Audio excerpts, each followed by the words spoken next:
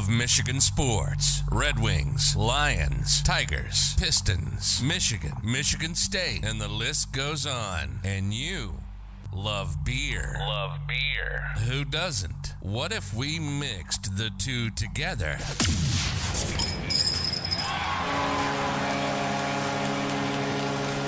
This is State of My Sports.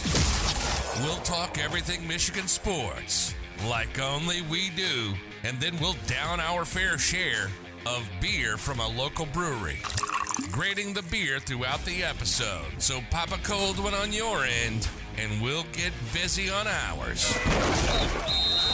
This is the State of My Sports.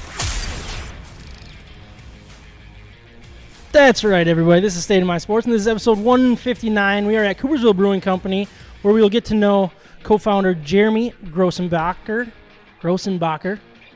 Just ask. Close enough? Close enough. Close enough. While we drink and review some of their great beer, we will have our Hops Flight segment, discuss the state of the Detroit Tigers, and maybe touch on some Detroit Lions and the NFL QB rankings.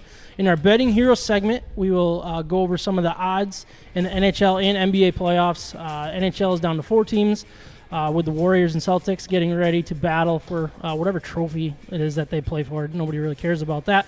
But at least the name of the trophy is what I'm getting. The people care about basketball. They don't care about the name of the trophy. It's not like the Stanley Cup or anything, right? So, do you guys know what it's called? What is it called? I've been racking my brain ever since you said it. I can't figure it out. I'm gonna Google it I think right like now. the MLB plays for like the Commissioner's Trophy, I think, or something like. I don't know. I don't know. Do you know it, John? No, nobody knows it. That's why. That's the point. Nobody cares. Nobody cares about the name of it. Lombard. No, that's. I'm gonna look it up, and I'm gonna be really. We're gonna know really that. mad. We were like, banking on you, Jeremy, on this one. I keep wanting to say the like Larry O'Brien. Larry O'Brien. Yeah. Yeah, you're right. I wouldn't have guessed that. No. I wanted to say Bill Russell, but I knew that wasn't right either. That's like an MVP or something like that, like Something one like of the MVP trophies. But if you're joining us live on YouTube, Facebook, Twitter, or Twitch, let us know what you're sipping on tonight, and let us know your thoughts on all of our topics and be part of the conversation. Maybe shoot a question at Jeremy, and John will be ready to answer it maybe if we have anybody. I don't know. I'm firing off That's tonight. ready. Yeah? Fire. Before we jump in, I did want to give a quick shout out to our sponsors that help keep this thing rolling and free for our listeners. The Hops Brewing Company and Cafes, the official brewery State of My Sports. Mac Web Design helped us get our website up and running. And Betting Hero helps us and you get the best promos available in the sports betting world. I am Sam Holdart. With me today, we got Travis Nickel, Jeremy Grossenbacher, and John Dornboss working behind the scenes. Mike is going to join us here later on in the podcast. He had a baseball game he had to coach with my sister for Max's game, so he'll be joining us more for the sports side of it. But they're coaching a team. Carrie, all right. So she's not listening yet because I know she's coaching, so I can say this, right? But she signed up as a manager, thinking it was like to manage the team. And she didn't realize that scheduling. Yeah, she thought it was like the team mom. Yeah. You know what I mean?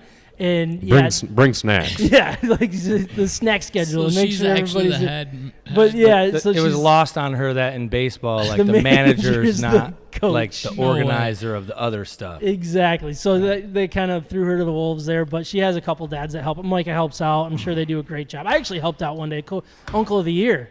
You know, I helped out for a game, which was good because Micah was out of town. So It's a great thing about being an uncle. Yeah. Just It's easy, right? You can hit be it the- when you you can be the want phone. it, and then, yeah. Exactly. Give them back when it gets hard. Yeah, so we're obviously here at Coopersville Brewing Company. Jeremy, thanks for having us. For sure, man. We're really excited to be here. It's been a while. I mean, that we've been wanting to do this, and I'm really glad that it got to work out. Here we are on a Tuesday night after the holiday. Did everybody have a good holiday?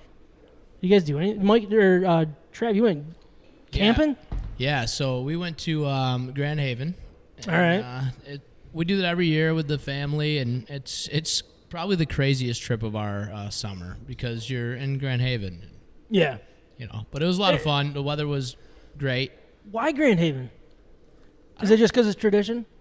Probably. Because I can't stand Grand Haven. You know I don't. Yeah, like. I've never liked Grand Haven. You are camping in a parking lot. Yeah, it's like not You even know, like camping. I was going to ask you if you're at the state park. Yeah, it's like kind of just not even weird camping. compared to other parks, but I'd rather go to Blacktop Muskegon or Paradise. something. right, it really is. It's right by the beach, though. I mean, the kids love it. Playgrounds. It's Was it easy.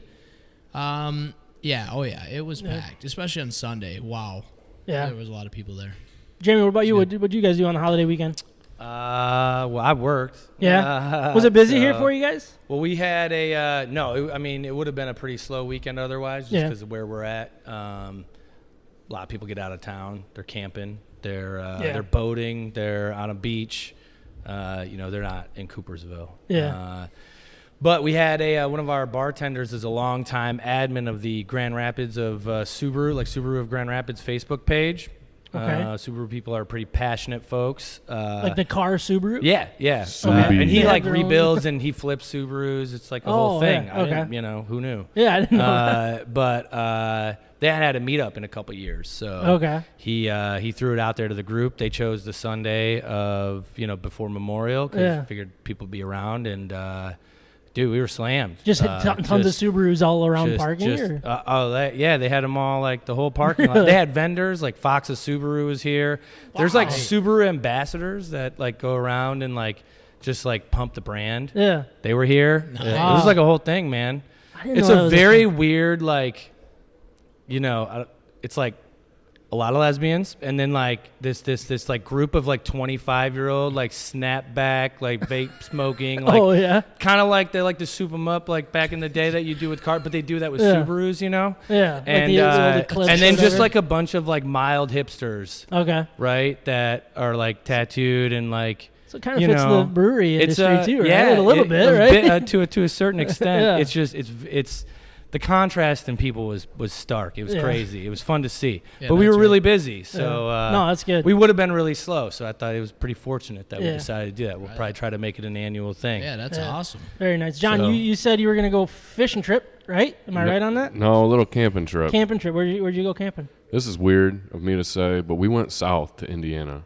Really? Yeah. Won't ever do that again. He looks like he's miserable from it. He's still not over it. They got ponds down there. We got lakes up here. Yeah. We were on a pond. Yeah. The water was dirty. Couldn't swim in it. Could you fish in it? I didn't want to. It didn't look like it was getting very deep.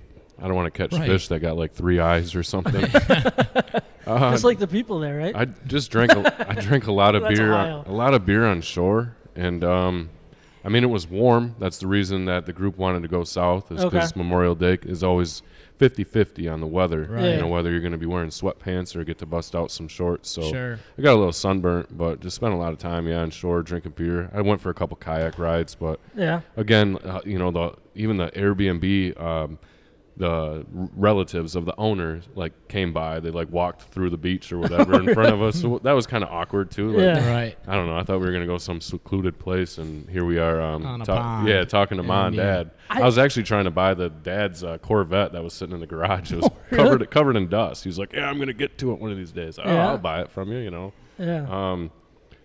Yeah. Come to find out, they were all giving us some flack for leaving.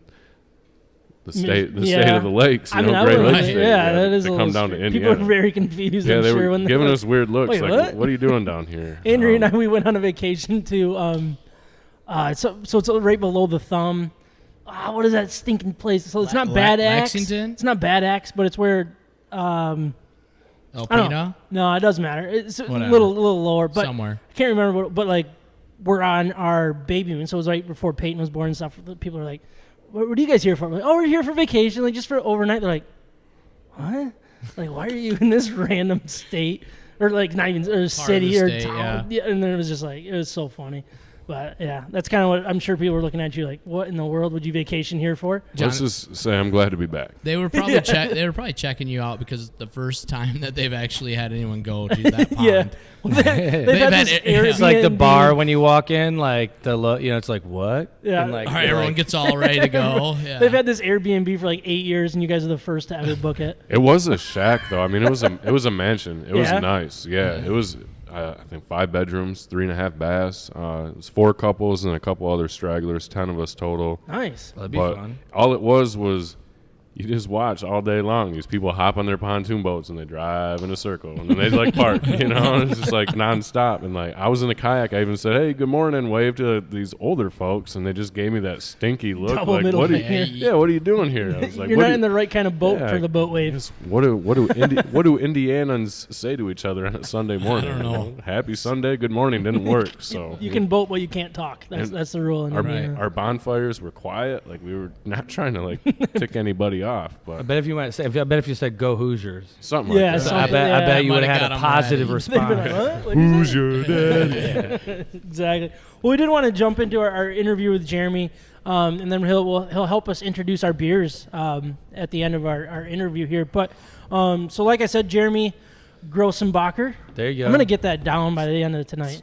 13 letters. It's pretty phonetic. Yeah, it is. So you obviously are co-owner of One Eyed Pete's and the Coopersville Brewing Company. Yeah. Both of them together. Is that how that works? Yeah. Why do you have the separate things? I know is it a liquor licensing? No, it's just the way that it all came together when the brewery came first, just in terms of inception. Okay. And wanting to do it. So to give you the background, my family owned the RV dealership next door. Oh. My uncle started that in 1969 as Gay's Trailer Sales. Nice. And I think in 1971 he bought that building and moved here. And then my dad came on because my uncle and my dad are 20 years apart. Okay.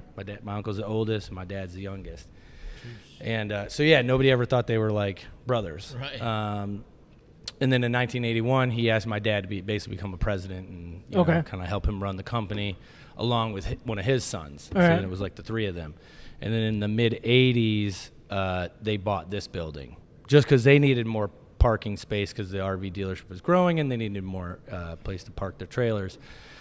So we use this back half, kind of part where we're sitting now, as just some showroom stuff and just, you know, didn't really utilize it much, but then the front half we rented out. Okay. And the first people that took it from like the late 80s to about the late 90s, early 2000s, it was like a laundromat, tanning salon. You could rent videos. It was all before Wi-Fi, so if you're doing your laundry, like they had to try to give you stuff to do. Oh, so, yeah. Like you could rent movies, you could tan, and then where the kitchen is now, and that was like 4 different pizza places. Okay. So anyways, we had a lot of work to do to the building.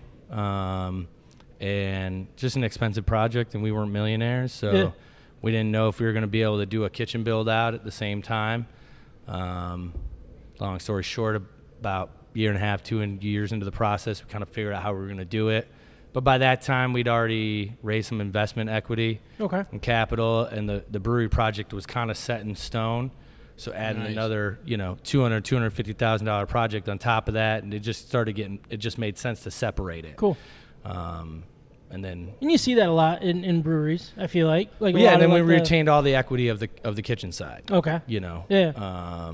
We didn't have to give up a ton of equity on the brewery side, but yeah, that's really more or less why the two are separate. Gotcha. So we own it, we run it, we manage it. It's still us. It's just on paper they're 2 separate businesses. Yeah. So you said your uncle obviously is from here. Yep. Your dad, is he from around? So is this where you grew up? Grew up first in 22 years of my Coopersville? life. Yeah. Okay. Graduated Coopersville High School in 2002. All right.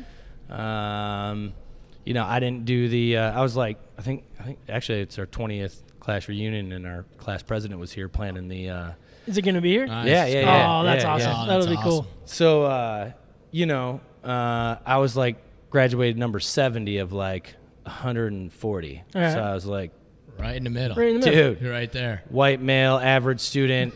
There's no scholarships coming my way Yeah. at all. And I don't know. I never took school that seriously. So I just stuck around here, and I went to Baker College for business, and worked at the RV dealership almost full time. Oh, cool. Worked a second job for a couple of years, and then by 22 though, I was like, I'm in one of those towns that if you don't get out by a certain point, like that's it. Like there's no going back. Yeah. And I didn't have the college experience, so then I went to Chicago. Yeah, for about 10 years. Okay. My mom went to Coopersville. I Oh, don't right know on. what year she graduated, but she might know the family. How old's your mom? I don't know. Do you know what I year don't know if she I'm was allowed born? to I say. hope she's I have watching. no idea. My mom was born in 57. I know that because of like passwords. and Okay, stuff. my- Most of was the I born think in my mom 57. was born in like probably 60s. I think. I don't know. Okay. She's young. I can she's promise younger. you, I have a very like big family on my dad's side. Yeah. Because he was the youngest of 7, and then one of his sisters had like 12 kids. So there's like just a big. Yeah. My grandpa's a whole thing. Vanderjack. You know Okay. that name or That no? sounds familiar, but Yeah. there's a lot of Dutch names around. Yeah, here, you know? just a few, right? But So, sorry, go ahead. Little story. All of my extended family is from Coopersville. Shut up. My great grandpa and Who's your peeps? great grandma owned property where 96 went through. They got bought out by the state of Michigan. No. Which I made out okay. pretty well. Yep, and they had to move north. But Dornboss, and then I know the name. a lot of Spencers. Okay. And Sessions Sessions. I went to school with some Sessions. and some Venomans Gee. are You all. got some of them my all. one know of my the good friends Venomans. is a Veneman. Yeah, for sure. That's a lot of names around here. Yeah. Nathan Veneman. Nathan's my cousin. All right, right on, dude. Right. That guy's one of my favorite. I'm gonna hang out with him this week, and I'm looking forward to it. We're gonna have a good time. Tell him I said hi. Will do. He came to Chicago for a minute, and we Yep. we hung out down there a bunch. Yeah. You said you Yeah. lived in Chicago. Yeah, How long did you live there for? about 10 years. Did you enjoy it? From or- like 06 to 16, basically. like were you downtown Chicago? Like where was that at? So that's I was not like Magnificent Mile, that type of downtown, because that would be not cool. But Yeah. I was in like a neighborhood called Logan Square, Okay. but it's it's Chicago. It's Chicago proper downtown. Yeah. That's close to like DePaul, right? Logan Square? Kind of. It's a jaunt west a little bit, but it's like north south. Okay. Kind of in line, like where DePaul lines up a little bit. Yeah, I went and visited Nate a couple of times. Yep. and yeah. I know right where his His we might place. have partied together. Who knows? Yeah, you There's a never pretty good know. chance It that was, happened. it was a long time ago. I don't even think I was 21. So, like, So yeah, you Yeah. didn't drink any. I don't know beer what until kind you of were 21. partying we were doing, but Yeah, but Not allowed to do that. But yeah, so good stuff. Small world and small town. I mean, that's Coopersville, right? yeah, I mean You that's pretty much it's like, like, oh, you know somebody in Coopersville, you Mhm. start naming them off, and you can find connections for sure. Yeah. So, what made you kind of get into the beer industry? Obviously, it seems like it was a process to get everything going, and what made you want to start a brewery? Well, growing up here and in Coopersville, I wasn't exposed to a lot of like food and stuff like that, and just that side of things. And then once I moved to Chicago, I mean, that's a whole nother beast when it comes to stuff like that. And it took like a week of living in Chicago to all of a sudden like just be like, oh my God, like I love food, like I love everything about that whole hospitality, restaurants, all of it. And that just became my hobby when I lived down in Chicago. And, you know, beer kind of came right along with it. Old style, or is that unfair to say? I mean, It's probably just a as stereotype. far as like light drinking crushers, I was a Natty Light person growing up. Okay. But old style is definitely a Chicago thing. Yeah. They love that shit down there. But I don't know. And then my wife, she was probably more into craft beer than even I was. She went to Western when Oberon really became a thing, and Oberon Days really kind of started. And then she worked at Roadhouse, which is a restaurant and bar that's right next to the stadium down there. Okay. And so when we started dating, we were already kind of both into food, and I started getting into beer a little bit, you know, just because it was getting really popular, and then, you know, that was just like fuel on the fire, you know. And it was really cool to me that living in Chicago, so many people would be like, because you got to remember, I like moved here before Grand Rapids was like even like relatively cool. Yeah. Like there wasn't anything really going on much, and not much of a culture and identity. But then all of a sudden people are like, oh man, this beer founder's like, this is awesome, and Bell's, and I'm like, whoa, that's like where I'm from. That's really cool. It's home, like yeah. yeah. So that was really cool. That was fun to kind of like watch and have people down there like know this area for, you know, for that. And that was really cool. Yeah. And and then moving back, you know, I moved back and started working for the family business, and I never really had any type of a big passion for RVs. And I mean, I like camping, everything, but the dealership side of it's a totally different, you know, there's a lot of just wasn't that fun. Wasn't you. Wasn't me, exactly. And our tenants at the time in July of 2018 told us that they weren't going to renew their lease here. And about 3 or 4 weeks later, I was at Suds on the Shore beer festival in Ludington, walking around with my dad, and I was like, hey, like Cedar Springs has a brewery. I was like, Newaygo has a brewery. I was like, Ludington's got like 3. I was like, Reed City has a brewery. I was like, it's not like a novel idea that a small community can support a brewery. And I was like, we should probably turn that into a brewery and a restaurant. And he was like, yeah, because my dad's a business owner, so that shit doesn't scare him or faze him, you know? And then I was like, shit, okay, all right, now I got to figure it out. You're supposed to say no. You're supposed to have a lot of questions and, like, you know, push me on this, and you were just all jumped in, and I was like, okay. That's cool. So it just kind of came from that, just having an interest in business and, you know, just following a passion more than anything. And then, I tried to look at it analytically. You know, I was like, am I really just trying to, like, follow a passion, or is this, like, a good business move? And once you really started to kind of dig into it, looking at the market, and then, you know, it was pretty obvious that, you know, there still was a lot of room for a brewery, but more than anything, just a place, like a more than a dive bar or just different. And we're right here on 96. Like, you can throw a rock and hit the highway. So for a meeting place that's somewhat family friendly, it's big. You know, I knew that you know, as long as we made good beer and good food, you know, we'd be all right. Sorry, go ahead. So making good beer, like your business side of it, how any experience making it yourself, or you're like, man, I gotta get a brewer? So I was deep into food at that point, and just developing flavors and cooking and all that. I never did it professionally, but I spent enough time on my own, and then drinking and, you know, understanding beer and different styles and regions and everything. But I knew going into it, this is a funny story. So when the first 6 months of, like, creating this, and figuring out, like, okay, what am I going to do about the beer? Like, that's kind of a big deal. Right. It is a brewery. I had a plan to go to GRCC and go through their brewing class. Oh, yeah. And this is how much confidence I have in myself. I was like, dude, I'll do it. It's good. Like, I'll figure it out. I'll get a brewer or something, but, like, I'll know how to do it, and, like, you know, whatever. And then, fortunately, I'm paid up a week before the class is supposed to start. They cancel it. I don't think there was probably enough enrollment for because it was like a cohort. Like, you went through like a 9-month process. It was like the same people, and it was like a full-time thing. And they wanted to retool it, whatever. And I'm like, shit, what am I going to do now? You know, like, and I kind of talked to the instructor a little bit about, like, hey, what if, you know, we did an equity thing and you become part owner, and, like, you show me how to brew and blah, blah, blah. And it didn't really work. I mean, it got the conversation started and got me thinking about it. And I'd networked with enough people at that point. So I started throwing out, hey, this is what I'm thinking. I'm actually willing to offer sweat equity. I know I got a couple years before we're going to open.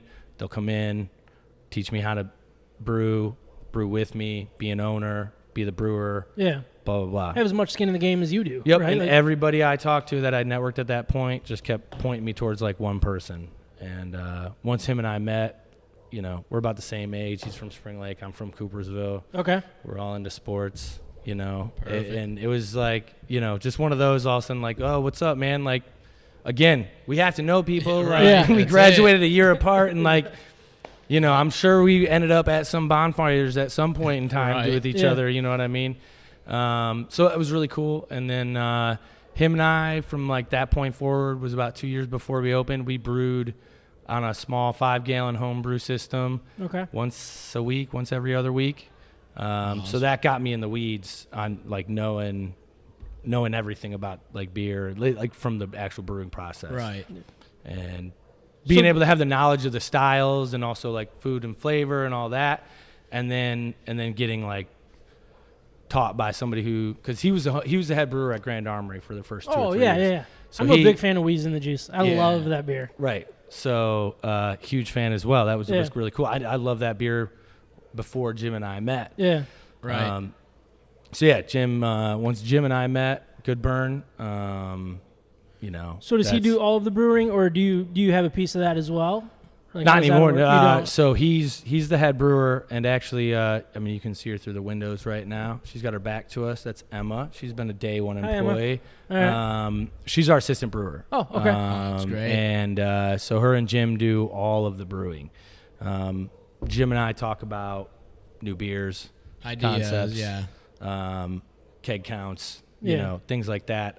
I can help out, and I think that's what's part of a good thing about I can be in the kitchen and help and do everything, and then come here and then front of house. But I can. If they tell me to dry hop a beer, I know what I'm doing, and I know how to do it, and I know, you know what I mean. So So you guys are fairly new. When did you guys officially open the doors? the brewery officially opened on 4/20 of 21. Okay, so you guys just had an anniversary then recently? We did. Yeah. We did. How was that? Was that fun? Yeah, You guys that's do cool. anything fun for it, or? Well, our anniversary landed on a Wednesday, which was not a conducive Not ideal. day to like throw a get together. A rager. Yeah. Exactly. So we spread it over the course of 4 days, and we released a brand new beer 3 of those days, and then re-released one of our most popular beers from our first year. And then we had the kitchen do food specials each night, one day, and they were all kind of like stoner food. Yeah. Because just leaning into 420. Right, Yeah. right. John, you know what that's about. I was probably passed out on the couch. We actually gave out. I think I still have a bunch in the back. Papers, like with our we got logoed, made up rolling papers. Nice. Oh, really? Yeah, That's kinda cool. The papers aren't logoed. That was like a long lead time and a bit more expensive. But the little, the box case. the case is. Okay. Alright. Which is pretty cool. Yeah. So John's interested. I'll take Yeah. a He couple goes, of all right, those. what do we? yeah, I'll be here all night. yeah. We'll set you up with some. So down what the- is your down most the line. popular beer? You said you brought back your one of your most popular. Which ones would you? Our would you best say seller are? since we opened has been Hand Squeezed, That's a solid beer. Which I is have had that one. which is the juicy IPA. I think we actually graded that one, Trev. I think like- you brought that one a couple weeks after they first opened. I think you brought it over and we tried. It's Yeah. closest to Wheezin juice, I think. Ish, like It tastes like it. Well, I Yeah. mean, it's clean. It's clean. So I know the two beers, and we get this a lot, and I will tell you they are not the same beer. Hops are like the big thing that change a beer and make a beer and make it, especially when it comes to IPAs. And Wheezin is all Citra and Mosaic, which are two huge Yakima, Northwest region grown hops. Okay. Two of the biggest in the game at this point. Ours is a blend of 4 different Michigan proprietary hops. So they're different beers, because we have a lot of people coming all the time like, I want to taste the new Wheezin, and it's like, Right. okay, I get it, man. like our brewer came from Yeah, there, and but, da-da-da. but I think the way I look at it is that like it's a clean juicy IPA, which both of them are clear. like clear. It's yeah, clean. it's not It's not thick. not hazy. Yeah, so I think that was.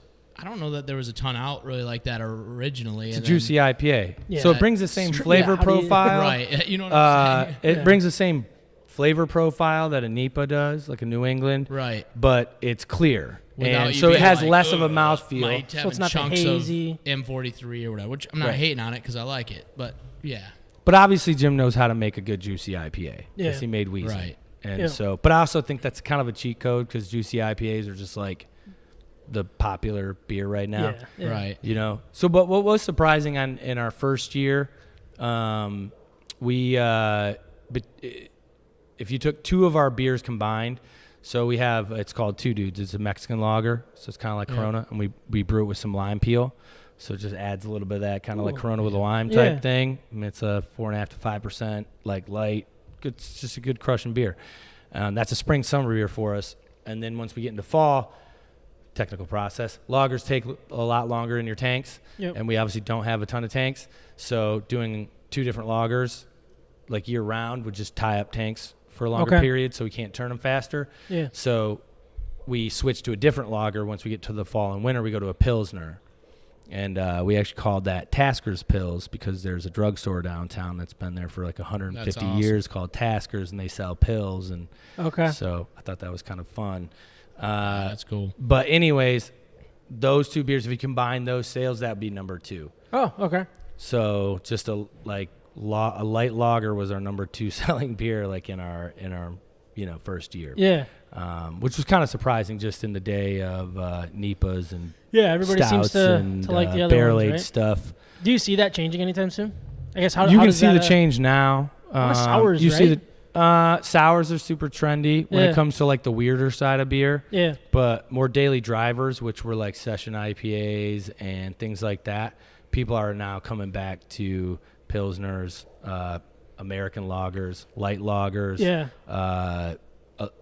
Right now, like every brewery does a Mexican lager. Okay. You know what I'm saying? So, Yeah. which is really cool because like that's like a 180 from where beer's been for a while. Yeah. So you funny. go. So Well, I mean, you I go love back beer. 5 years ago, it was about the darks, the KBSs or the CBS, like the dark and rare or big beer, triple like, hop, yeah, yeah. triple IPAs and huge ABVs. And I feel like and, I personally like after a day of like drinking or like a week that I have a couple of the New Englands where the 7-8%, like the last thing I want to drink is another dark like hazy IPA. Like it's just it doesn't sound even good. It doesn't even sound good. Yeah. And it's weird how like I go into a week and I'm just like, all right, I need just a Bud Light. I'm sorry, but I just need a Bud Light right now. I've kind of gotten back to like just I don't even know what it's called. I need to get better at this part of my beer game, but just like an IPA, like a simple original Well, like an hop all taste. day, like an all day or so something. we have another man's treasure. It's called like an American IPA. Yeah, that's We kind of like classify it. You could call it Midwestern IPA because it's like Bell's did it really good with Two Hearted. right. It is not super juicy and really floral and Yeah. It's aroma very filled. simple, yeah. And then on the West Coast, it's like dank hop, like super Yes. bitter. That's what a West Coast IPA is. It's just big bitter hops. And then on the other side of it, you got like juicy, less bitter. Right. You've got that, and so kind of the Midwest Yeah, kind with of that kind of middle. milds that middle, which I think Two Hearted does a fantastic job of, and that's kind of what we try to build, like your classic IPA. Yeah. Do you To have your a point, favorite that'll be style my of next beer? one. I'm an IPA daily driver in terms of if Yeah. I'm just like drinking more or less, but I run everything. Yeah. I'm not a huge. I quit drinking hard alcohol and booze when I was 25. Okay. So I never really like developed like a love or taste of bourbon. Yeah. Really. So those beers are a little harder for me to like really like love. But as somebody who just likes flavor and things like that, I can certainly appreciate things. But yeah, I like just like it Belgian. I like Belgians. I like IPAs. I like light beers, like weird beers, like fruited beers. You have a favorite beer that's not from Coopersville Brewery? Oh yeah, I mean, What's your it's favorite? kind of a loaded question. I know to a that's certain tough to extent. answer. Is it going to be Like, too? Is that too hard? No. or a couple even be fine. So Revolution's whole Hero series, Revolution Brewing in Yep, Chicago, if yep. you're familiar, the Fist, Yeah. Anti-Hero, then like their whole IPA series Yeah. is like Hero. You can get Hero packs at Meyer and stuff like that. Okay. So Revolution opened in Logan Square. But like I moved to Logan Square before it like totally gentrified and just like blew up. Yeah. And part of that blow up was Revolution. And I can Nice. remember getting off the train, walking past one day being like, oh shit, cool, like a brewery's gonna be like Right 4 blocks next to away me. from me now. This is awesome. And that turned out to be Revolution. So I always credit them with like, I mean, my wife and I were dating at the time, so there was plenty of Saturday, Sunday brunches that started at like 11:30 and ended Yeah. at 5 with us going back and just passing out. You know Yeah. what I'm Yeah. saying? That's So awesome. Miss those days, miss those days. they kind of taught me beer in that essence. So pretty much like anything, I like from them. I think they do everything really well. One beer I always credit is Odd Sides Bean Flicker.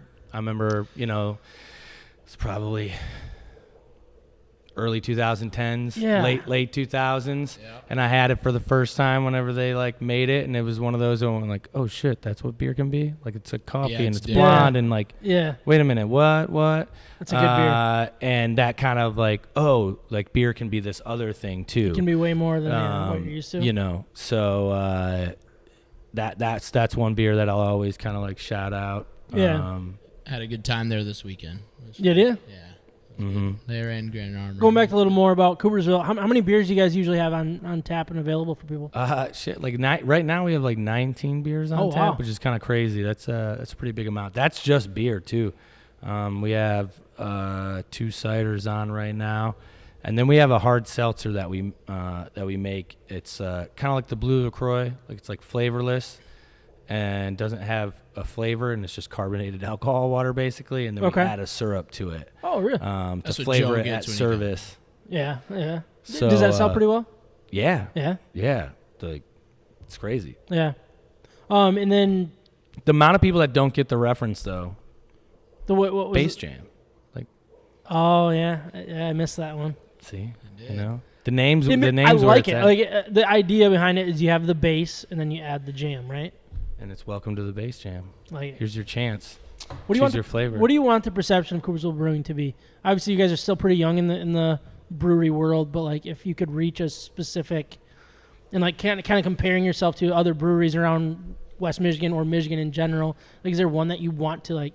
That's what we want to become. Not too big, not too small, but that's what the perception you want Coopersville to be. My whole goal, one of my big goals in all of this was to establish Coopersville as more than, a place that has a roundabout, a landfill, farms, some gas stations, and some shitty fast food. Yeah. Mm-hmm. And I feel like that was like the majority of like people that aren't necessarily from here or even around the area. Second Coopersville exit, right? Yeah, or if you were somebody that moved here and went to Grand Valley and then just kind of like moved to downtown Grand Rapids your first year or two, and then that's all you, like, Coopersville is like, oh yeah, it's like, oh yeah, I get gas there every once in a while. So like my story all the time is I moved back from Chicago and was selling for, we have a second location for the RV dealership was up in Ludington, and I'd be talking to people there and saying, oh, the color you like or the floor plan that you like, I've got that in stock in Coopersville. And not every time, but enough times, they'd be like, kind of look at each other, and I'd be like, oh, you guys don't know where Coopersville is. I'd be like, dude, you just told me to live in Grand Rapids for like 10 years or like Muskegon. Yeah. Okay. Right. You drove So I was like, you put a dot on 96, in the lakeshore, and then they'd kind of be like, well, I have to know where that's at. And I'd be like, oh, there's a roundabout and a landfill. Oh my God, we know where that is. Like we go through there all the time, which is funny. It smells when we drive by there. Yeah. So it's funny, but at the same time, as I watch kind of Grand Rapids develop and kind of grow a culture, and I was like, oh, that's still like all Coopersville is known as. I figured that as things kind of develop, maybe but yeah. No. So that was my whole goal, and that's what I really want, is it to become like a destination place. Yeah, we'll work our way into distribution. We're not trying to be in every household and at every bar tap or anything like that. I think there's a lot of saturation in the market when it comes to distribution and stuff like that. Yeah. So we just kind of want to focus on our tap room, focus on our space, and focus to bring people to us. Okay. So in that sense, I would say like, and I've never been there, so this is the weird thing that I'm saying, like I want to be a brewery that I've never been to, but like Hop Lot okay. in Traverse City, like people just know that place and you just go there and they're like, it's the coolest place, man. Like there's this and it's got all this stuff and like you can chill there all day. Like, yeah. That's what I want. We have some other ideas and thoughts on things we want to do, but I just want to be a place that people want to come and hang out on our tap room. Yeah. So obviously that's a little farther away, but like if you are off the clock, you don't want to drink your beer anymore, you need to go somewhere else. Do you have a favorite brewery in West Michigan that you're like, all right, that's where I'm going to go and just relax and sip on a beer? Do you have a favorite one? All right, I'll give you a couple because it's not fair. That's fair. Yeah. I love City Built. Member there as well. Their beer is really good. Their food is excellent. Marcos. Just the stuff they do, I'm a big fan of. Yeah. I tend to find, I live in Spring Lake, so to preface that, so we find ourselves at Oddside and Grand Armory quite a bit. All right. But as far as beer goes, yeah, I would say City Built for sure. And then around here, I like what Trail Point does. Yeah. I like diversity in tap menus. Okay. Like You I kind of really, like, are you a sampler guy? Like, give me the flight type thing? No, I actually don't tend to do flights. No? When I go to a brewery, I like to really try a really basic style. It's kind of like when I go to a breakfast diner for the first time, I get corned beef hash. Okay. And if that shit tastes like it came out of a can, I know that I don't need to go back there anymore. All right. That's me with biscuits and gravy. I'm a biscuits and gravy guy, too. I can whip up some gravy, but if I go somewhere and it's like dry and floury, I won't go back. So I'll get an amber or a pilsner or a really like base style at a brewery, and if they hit that, chances are the rest of their stuff is going to be pretty good. Yeah. All the weird stuff will still be good, So I like places that can that can kind of jump across and do multiple different styles and things like that. All right. And then do you have a favorite go-to domestic beer? So like the Bud Lights, the Miller Lights, Natty Light. Natty. Well, you said I guess you already said Natty Light. I'm sorry. I was a Natty driver, dude. I don't drink that. And that sounds super pretentious to me, but it's not at all. Well, if you have the good stuff in the back, like you own this stuff, like you can seriously just take it home. Like, yeah, I wouldn't drink any of that either if I could just tap into something. You literally and call have. it a day. But I'll tell you what though, You have the key in your pocket. But I will say, like, knowing beer and knowing the science behind everything and knowing how hard it is to replicate a beer, like exactly. Yeah. The way they do that is so impressive. Yeah, In multiple different facilities across different places, you are making the exact same product that tastes the exact same, that is carb to the exact same level. So that is amazing. somebody who had that 30 years ago that doesn't have it at all and then has it today is like same thing. Yeah. That shit's crazy. Yeah. You know how hard that is to do on a scaled level like Couldn't that? figure I it never out. even thought about that. That's amazing. I drink a lot of I Busch. can't even do the same intro Busch, constantly. like- Right. I drink a lot of Busch Lights. I haven't had a bad one. You know, That's it's a like, great this point. is a bad can where I have to look up the lot number. That's and when I knew things. I liked beer. I was 21 years old to the day. And I was playing men's league hockey, and I just had a great game. I probably scored at least a goal and maybe some assists or whatever. And the guys just tossed me this Busch Light. I'm like, I don't know if I've ever liked beer. Cracked that thing open, sipped on it, and it tasted like heaven. Gold. Ever since Water. then, I've just like, Yeah. I like beer. Very cheap Beer gold. is on my list of things that I like. I would probably say, to answer your question though, in a more, I'd be a Bud Light guy. Bud Light, yeah. If I was to like just grab a domestic right now, Yeah. I'd just grab like. That's kind of what I do too. What about you, Trav? Are you a Bud Light? Bud Light or Busch. Yeah. I mean, I don't know. I've been the cold, it depends. Ice cold. Busch Ice cold Light. Busch Lights are solid. I know it's very weird, but underrated. it is what it I is. would go with Busch Like Light. if I'm fishing all day, I'm drinking about, like, I'm 15. not gonna say it on live television here, but a lot of Busch Lights. Oh yeah, are you operating the boat too, Trap? No. Okay. No, he has a driver. Yeah, that's what. He has a really good driver. So you're for. Does that for him. So, all right. Got to know you, right? Yeah. Pretty good. We're a sports show. One thing that we do is our banana boat. What that is. So everybody has I the know Mount the banana boat. Rushmores and stuff It like was that. Chris Paul, Dwayne, Carmelo, and LeBron. Attaboy. Yeah. Exactly. So we took the sports side of that banana boat instead of the Mount Rushmore. We want to know your banana boat of your favorite teams. It can be in the state of Michigan. It doesn't have to be. But your 4 favorite teams of all time. All right. So, full disclosure, you prefaced this a little bit, so now I've had a little bit of a time to think about it. All right. So, clearly, as you look around, Yeah, actually, I should have asked you about that. Do Yeah. you want to explain that a little bit here? And Yeah. then you can keep going. But so Goody, Jim Goodburn, Yeah. my brewer, my partner. As I said, we had 2 years where we were basically brewing a home batch system. And if you ever brewed, there's a lot of just kind of standing around watching a pot go. Yeah. And so we had a lot of time to talk about things we wanted to do or ideas and flush things out. And so one of them was you always name your fermentation tanks. okay. Because you got to log everything, you got to keep track of everything. So Right. usually it's like FV1, FV2, FV3, whatever. But other breweries have done some pretty fun, creative things. So we're like, oh, what could we do? And we started thinking about it, and we started thinking about the Pistons. Because we were both, sports kids, and we we were like, oh, we could do the bad boys thing because that's what most people. But we were like, man, that 04 team just like doesn't get like love, man. It like they won a ship. They went to the finals 3 years in a row. Like that's they went to what 7 straight conference finals. Dude, yeah, that was such a cool team.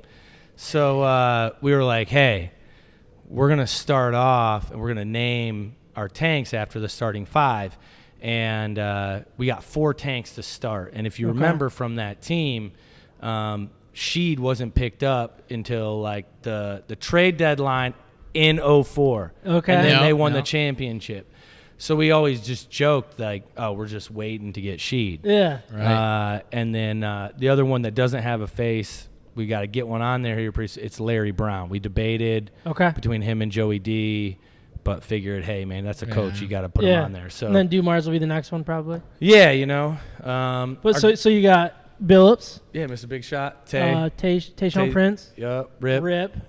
And our 14 barrel. You can't really see our big dog. Our big dog. 14 barrel. Big Ben. Yeah. Hall of Famer. Ben Wallace. Yeah. You know. What first undrafted Hall of Famer, right? Isn't that true? I believe that's true. Yeah. I'm pretty sure that's true. He is. Yeah. And then our 10 barrel Sheed. Okay. So that's the starting lineup, and then our other new 7 barrel.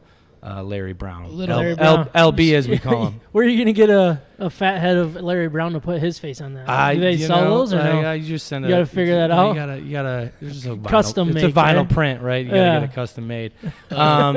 So 04 Pistons. Yeah. That squad is easily that's on your in list. my top 4 right there. Quick side story, sorry, but when the Sheed thing happened, back in 8th grade, we had to do like a job shadow thing. And I was job shadowing the Huge show because I wanted to be a sports announcer. Fantastic. And it was that day, and it came in, and Huge had nothing to do with me the rest of the time. Was it really? It was that day. I'll never forget it. The day Sheed came in, and I'm like, oh, this is sweet. I want to talk, but... Yeah, he got traded to the Hawks. He never played a game, and then the Hawks traded him to the Pistons. So he got traded by 2 teams in the course of like 48 hours. It's crazy. Yep. Mm-hmm. And then great connections with the Huge show on this podcast. Love that. That's good. So the 04 Pistons are a squad on the list for sure. Right. The other team I would put on that would be the you can call them 91 era, the Fab Five. All right. I probably wrote like 7 book reports in like elementary and middle school about Mitch Albom's Fab Five. I just kept writing them. And I was like, damn, these teachers don't keep track of anything, do they? Just copy this paste. is awesome. Do you have to source yourself? No, I read the book every time. So no, I was a huge Fab Five fan. That's like what started me into basketball. I remember watching the timeout and like crying, and I didn't even know why I was crying. You know, so that's when like the day I became a Michigan fan. Is from the Fab Five, and so that 91 era Fab Five squad, and then the 97 football team, Michigan Wolverines, baby. Yeah, let's go blue. Co-national champions with the Nebraska. Get rid of that co. Hey man, it's still there. It's still there. I hate people that just like write that off. Like it was, it was a co, but the national champions, yes. Yeah. So, I'm 14 years old. Loved Michigan already from football. Or from basketball in the Fab Five, so that was a huge team and influence on me. This is the one that I was like, man, okay, all right, I can't really come up with too many at this point. And it can so I'm honestly, I'm gonna go recent, and I'm gonna go this past year's Michigan football team. That was a fun team. So I was a big Michigan kid growing up, but I wasn't like a fanatic type thing. But when I moved to Chicago in my 20s, I became like a Michigan, like I followed recruiting, all that type of stuff, right? All that nonsense, and it was like right when the Rich Rod era started. So I feel like I became like one of those crazy rabid fans, and then just like got just punched in the face like immediately, and have just had like just letdown after letdown. So. This past year, I watched so many games, and I've like been conditioned to be like, all right, she's gonna drop. She's gonna drop. Yeah. But you could see and you could feel in that team like it was different. And when you can kind of see that and feel that in a team, I think that's really cool. When you're like, wait a minute, like they just got punched in the face and got back up, and then just walked down and scored a touchdown. Like that's they've completely shifted. That was that Penn State game, right? Yeah, that game. And then, actually, even after the loss to Michigan State, I was like, man, other teams, like, they probably would have lost one or two more games going out. Right. And then they just started dominating. Yeah. They just started like kicking more ass after that. Yeah. And I was like, oh, okay, like they're a little different. They were different. It felt different. Yep. But I couldn't keep telling myself that. And so then it finally like led up to when they just like actually finally destroyed Ohio State, which was like beautiful. Oh my God, man, that's why I'm putting them on this list because like, you know, we've been suffering for so long. It just feels special to beat them. It really does. It's and you know, I try to be pretty humble about that. I'm not like one of the Michigan fans, like, but like, it felt good after being like entering like big fandom and into adulthood, into like one of the darkest periods in Michigan football, and like really becoming a fan, and then like kind of even self-wondering, like, shit, is Harbaugh really, like, man, this felt like this should work. I know somebody and it that wasn't, has some doubts. And it wasn't, and then to kind of see everything come together last year, fun. I was just like, this is. It was a special season. It really was. It really was. A lot of fun. And I love that team, and so those are that's my four. So the 3 next Michigan teams on that list, right? So what we're gonna do now is we're gonna look at your 4 teams. Maybe it'll relate to it. Maybe it won't. Maybe we'll figure this. Are you Lions fan? You like the Lions, right? Yeah. All right, good to know. That might play a role. But all right, so what we're gonna do is we're gonna discuss amongst ourselves your 4 favorite athletes of all time, and we got 5 strikes to get these. Okay, so we're gonna don't. I'm not even gonna look at you because I might try to cheat, you know, and like say like Barry Sanders and see if it like has like a little flicker or something like that. But that's not. I still have to make sure that it's you right got, in my head. Yeah, so you got your 4. All right. You got your 4 in your head? John, you're a basketball guy. Based on that conversation, I feel like at least one of these 5 guys have to be on his list, right? Yeah. Okay. Possibly, because it's like that was such a team. Can I throw out a name? Can I throw in a name that might not be on any of these teams? Yeah. Well, no, he's on the team. Chris Webber, is he in there? Because the Michigan related. Is he in there? It's too soon of a guess. We're gonna use one of our strikes. Here's what I'll do. I'm gonna go use the facilities. The facilities. Will you guys discuss amongst yourselves? Could I get another beer too? Absolutely. Thank you. Would you like another round? Yeah, I'll try that IPA. The one that I've been drinking? No, the Midwestern. The Midwestern. Another IPA? Man's Treasure? Yeah. I haven't had that in a long time. Treasure's a good beer, man. Let's do it. All right. So when you get back, we are going to have. You want the cooler or do you want hand squeeze? I'll try something different. So you mix it up? Mix it up for you? Yeah, surprise me. You want a beverage? I really like the hand squeeze. Okay. Yeah, I'll have another one of those. I'll squeeze your hand again. Yeah. And then we're gonna. You got to introduce these beers after we're done with this part. All right. Yep. All right.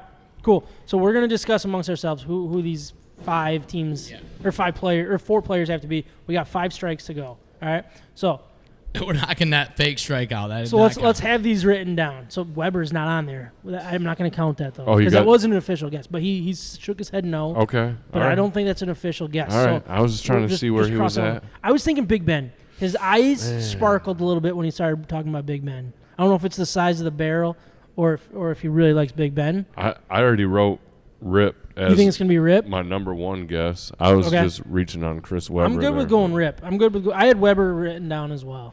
But all right, so it's tough, man. That's a team. Let's start with Rip. If it's not Rip, who would be our second guess from this team? Probably Ben. I mean the Fro. Right. Yeah. All right, I think that's fair. And all right, do you think Hutch will be on that? A Lions fan. He brought up the team. Maybe. You think it's too early for that? I think it might be as simple as like a Jordan or like Magic or Larry. Like maybe that's too soon. That's probably too soon. Yeah. He's definitely into basketball. But definitely Jordan? some sort of like superstar. I think we should put Jordan in there. He's a couple years older than us, so he got to watch. A lot of glory days. Charles Woodson. You think Charles Woodson's on there? Yes. Oh, that's a good one. I like that one. All right. And then, do you think Barry or Weber, Calvin? Do you think Barry? He said no to. So no Weber, but I mean, like, okay, so you think Jalen Rose? Like, do you think someone? I don't even know if you're not picking Weber, you're probably not picking one of the other guys. Maybe Howard. Well, we should have one of those players ready, just in case. Probably Jalen. I'd put Jalen. Jalen? All right. Yeah. Jalen Rose will be on there at some point. I don't think anybody from that team's going to be on there. But that's just my opinion. I think we got to go Barry Sanders. He seems like he's a Lions fan. He didn't bring up any of the teams, but I know he's a Lions fan. He's got to be Barry Sanders, right? Yeah.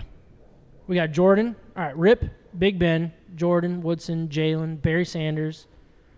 I mean, do you guys have any other thoughts? I'm wondering if Hutchinson's on there. I don't know. It's too soon, isn't it? But he's also a Lion. I don't know if that's going to play a role. We'll have that one in our back pocket. All right? All right. Who am I missing here? Possibly another super Brady? basketball Brady.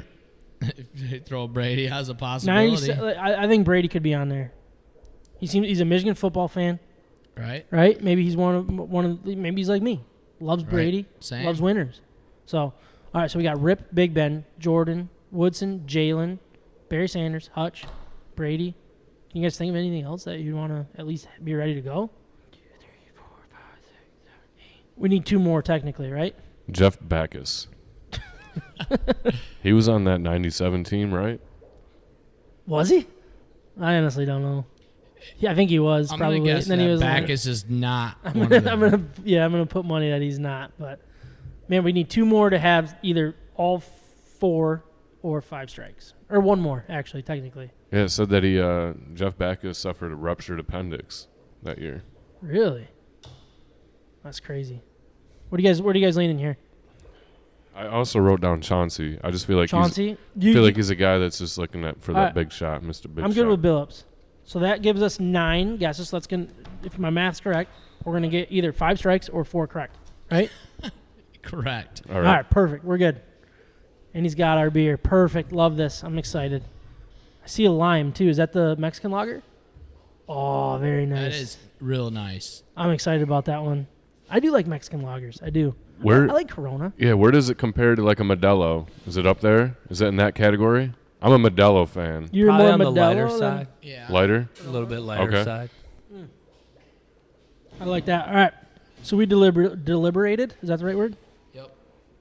And we're ready to. We have 9 guesses here. So we're either going to get 5 strikes or All right. 4 correct. You're probably gonna be wildly off, but we'll Probably. I think.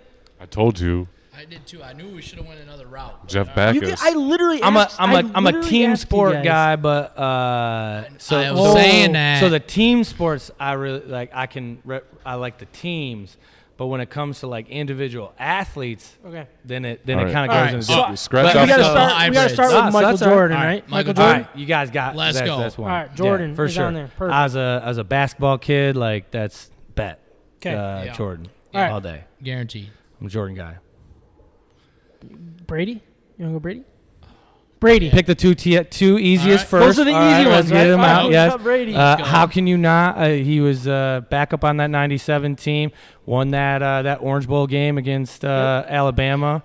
After that, and battled against. Oh man, who was like the up and coming 5-star? Oh, Drew Henson. Yeah, Drew. yeah. I love that Baseball kid too, though. player. Yeah. I was like one of those. I was like, yeah, Henson. we're waiting for ya. Right. Typical Michigan fan. Yeah, that's us, right? Okay. So we got 2. That's a great start. That's All an right. excellent I think we're starting to start. zero it in a little bit. Yeah. I still think he's going to have at least one of the guys from this team. I do. I really do. You have. All I right. don't know. That's superstar fandom, but I'm ready. I don't You know. say. I'm You say. nervous You say. about this No, you one. got this one. I don't know. Barry. Yeah. Let's go. 3 3 for 3. Come Oh on. my goodness. Are we going to go 4 for 4? I don't know. We got a lot of guesses. Are we going to go 4 for 4? Doubt here? it. Oh, doubt it. So that means just erase our whole list, right? Who's in the goats? Danica Patrick? That's not a guess. I'm just kidding. That's a good guess, though. Yeah. If you knew me, that would be a really good guess. Okay. Well, Dale For the Earnhardt. things I appreciate about athletes. Oh, yeah. Okay. So is it a girl athlete? No. No. Okay. That was a free guess. I Love would. that. I think that'd be cool. I think that my list shows the male chauvinistic dominated society that we live in. All right. But So he doubts we're going to get it. I don't doubt it. But I think. What do you guys want to Well, do? we have enough guesses All for right. each one of us to do a guess. So, All right, you so go I'm ahead. going to go with my guess. I'm going to go Aiden Hutchinson. great guess. Wrong. Love that dude. Good dude. Talk to me in like 15 years, He might be up there. That dude is he's a beast. Love that dude. He'll forever be a in that upper echelon for me just because of what he did for that team this year. Because I feel like him and his individual, just what he brings every day is what made that team different. For sure. That we talked about. 100%. All right, Trav, you're up. John, go Or first. John, Yeah. you're up. Allen Iverson. Ooh, also a great guess. I had those shoes. He was probably one of my favorite players. When he crossed up Jordan, it was like one of the coolest things I'd seen. Iconic. But that dude is a real dude. Are we allowed to get a an audience poll, fake, not audience, but Phone a friend. just a narrowed down Phone a to cousin? sport. Can you call his cousin? Can we get a Let's call sport? John's cousin. Can we get a sport? No, narrowed because down? you'll get it the second I say the sport. I'm Okay. gonna say It is Tiger out there. Woods. There you go. I had Woods? that. I Tiger had Woods, that, y'all. Oh, the very nice. Because he's on my list too, and I'm thinking, man, like people always want to forget about golf, but What he did for the game of golf, for African Americans, within that sport, and kind of changing what the perception of what golf was, and forever will be. And he, outside of some mental hurdles and some demons that he battled. If you ever watched that documentary, Great documentary. Unbelievable. Cried my eyes out. I Can't cried believe, multiple times.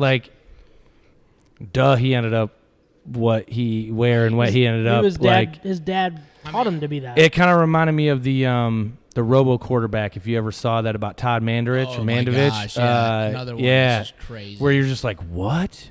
That happened? Yeah. Right. And then the ending, you're like, well, yeah, no shit. That's kind of how it worked out, dude. If you raise a kid to just be like some sports robot and don't teach them social and how to interact with people or the world, Yeah.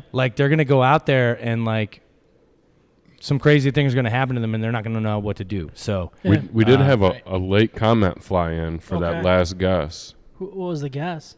The Williams sisters. dude, Oh, yeah. yo, Yeah. that I was gonna say so- Serena no. after I said Danica Patrick. I was thinking just trying to feel it out. That's it was, why I asked, It was yeah. between. That's what I was gonna ask. It was between Tiger Woods and then I was gonna ask can I have 5 and just lump Yeah. the Williams Serena, sisters? yeah, So That's another great film. if you haven't watched Will Smith's King what Richard. is that? King Richard. King Oh Richard. my God, man! It's so good. Whew. Yeah. Crazy dude, but smart because he knew, and I still see it now, especially with all the travel teams and AAU, and all that. He knew not to do those to those kids. Yeah, it was cool. It's a cool. Yeah, it's a I'll have to cool watch that. movie. Yeah, for sure. But yes, that would be.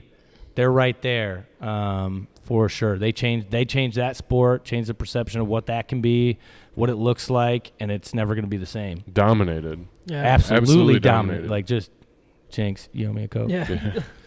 Before we let you go, we did want you to help us introduce what we're drinking tonight. So a lot of times we drink all different things. A lot of times we drink the same beer the whole night and give them grades and stuff, all that good stuff.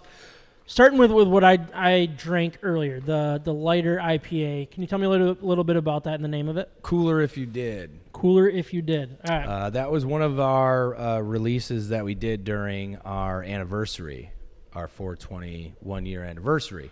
So all 3 IPAs that we released at the anniversary had a weed referenced Okay. name, which is Cooler If You Did come Yeah, from. I don't smoke weed, but you'd be cooler if you did type thing. Is It's that what from that is? Dazed and Confused. Okay. And it's a line with Matthew McConaughey's character. And he's like, hey, you got a joint? And he's like, no, I don't have one on him. He's like, it'd be cooler if you did. Oh, gotcha. So there you go. All It's right. one of those meme lines. Yeah. So what's the percentage on that one? It's 5%. So it's actually a drinker. It's a session beer. Yeah. And we hopped that with, I think it was all Michigan and Michigan grown, Michigan proprietary hops. So am I crystals or anything? Was crystal hop in there? Crystal is a Yakima hop from the Northwest region. Oh, I thought I thought the hop farm in Coopersville did a. Oh, they can grow crystal. So like hops are weird. They go through like a 20 to 25 year period where the growing group that starts them kind of has like patent laws. So they kind of regulate who gets to grow it and who gets to sell it. Gotcha. And then after a certain period, then anybody can. So crystal is one of those hops that has passed its like kind of 20, 25 year period. Yeah, because we a couple years ago now, we brewed a beer with the hops. And it was 100% crystal hops from a farm. Mitten Brewing or Mitten Hops? No, Pure Mitten Hops. Pure Mitten. Which is in Coopersville, right? Yeah, they are defunct now. So are they? Okay, which is a bummer because we were getting a lot of our hops from Were you? But, okay. That's one focus that we have is every beer you drink right now, tonight, and that's on our board right now, is grown with 100% grown Michigan hops. Oh, that's cool. And then any Love IPA, any IPA or any hop forward beer that we do is we use the proprietary hops. But proprietary, it means just what I'm talking about. Like somebody developed Crystal, somebody developed Citra, somebody developed Mosaic. All those are mostly grown and developed by the Yakima region. But we have hops like Mackinac, which is a really popular Copper. It's a really popular Michigan developed hop at this point. But we're kind of like the wine growers, like Michigan hop growers are like 20 years, 30 years behind the Northwest growers that we went, oh shit, we have a climate that works for this. And like, we can really do this.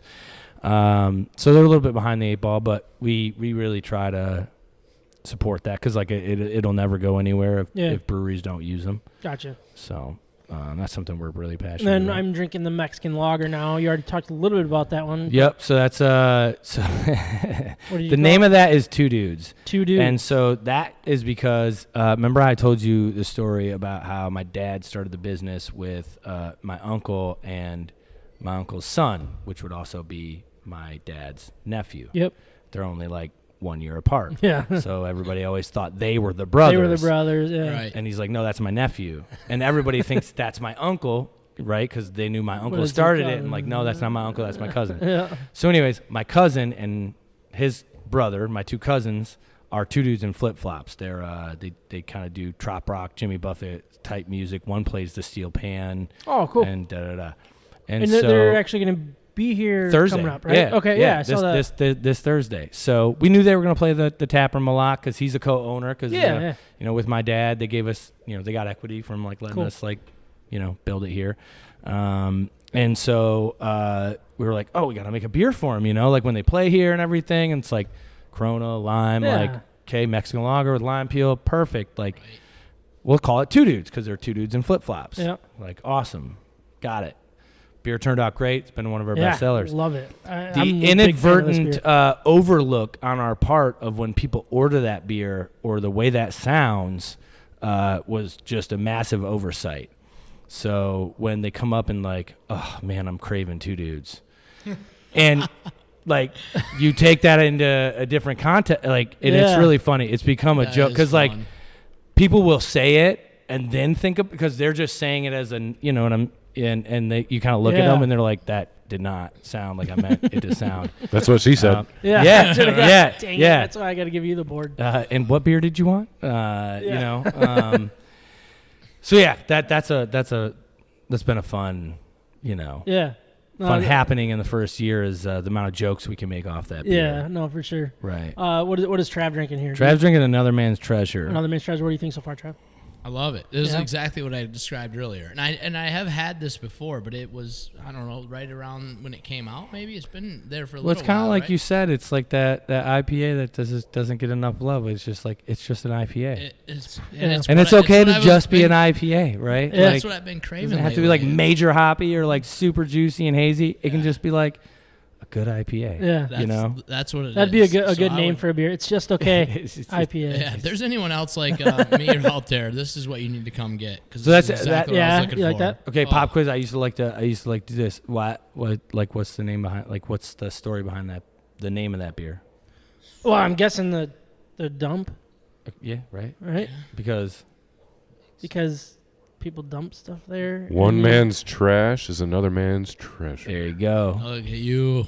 That was and teamwork right there. Pure Mitten hops. They're basically they're like acreage kind of butted up to the acreage of the dump. Oh, really? And okay. that beer was originally hopped with like 100%. It was grown there. We'd make sure that it was grown there. Yes. And so it was like, it's kind of grown behind the dump. We felt like a lot of people only knew Coopersville dump, and it's like, there's no other stuff going on here. So like one man's trash is another man's treasure. Yeah. So, all right. there you go. I got the trash thing, and I just didn't get the full thing. But. I live off of wisdom and Socrates. So. Yeah. what so what he's drinking is hand squeezed, and that's our juicy IPA. That has been the best seller since we opened. It's a juicy IPA blend. Delicious. Of 4 different Michigan proprietary hops. And hand squeeze just means that it's all Michigan grown, Michigan developed, all Michigan hops. That is really juicy. So it's hand squeezed. I don't know if it's the lighting back here in the brew room, or if it's the hops, or if it's the glass. But these bubbles are like magical. Oh, I thought you were gonna say I look really good in this lighting or something. But the beer is just as good too. I mean, smooth as could be. I put acid in it, so. Oh, here we go. I'm gonna need someone to drive me home. Drops. This will be a fun ride home.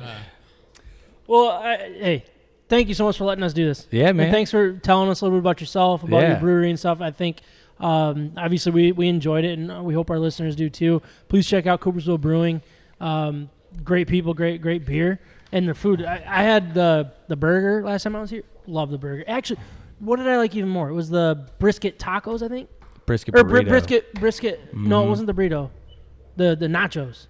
Oh, yeah, brisket the brisket nachos. But my cousin Ryan, who's usually on the podcast, loved the burrito too. So. Yeah. But great food. I've also had a burger that I love too. I feel like I've heard from a lot of close friends and family. Going to have a lot of people in the area. The food out here too is amazing to pair with the beers. Like it's just a one in a lifetime. That was probably my bigger passion than even beer. Yeah. Was the food, because like the vast majority, almost all the recipes are mine and things I used to do. Very cool. We could talk days about the food, so yeah, I'll just leave it at that. Maybe we probably should have gave you more. Maybe we'll have to come back. We'll come back in a couple weeks. And just do a food. Just the food. We'll do a food. Yeah, we'll be in the other. We'll be in the other. I mean, we can drink beer too, but like we'll focus on the food. I love that. No, that's good. Well, thanks again for the people that are watching live. We're gonna take a short break. You'll see our countdown jump back up, but then we'll get this thing talking sports here shortly.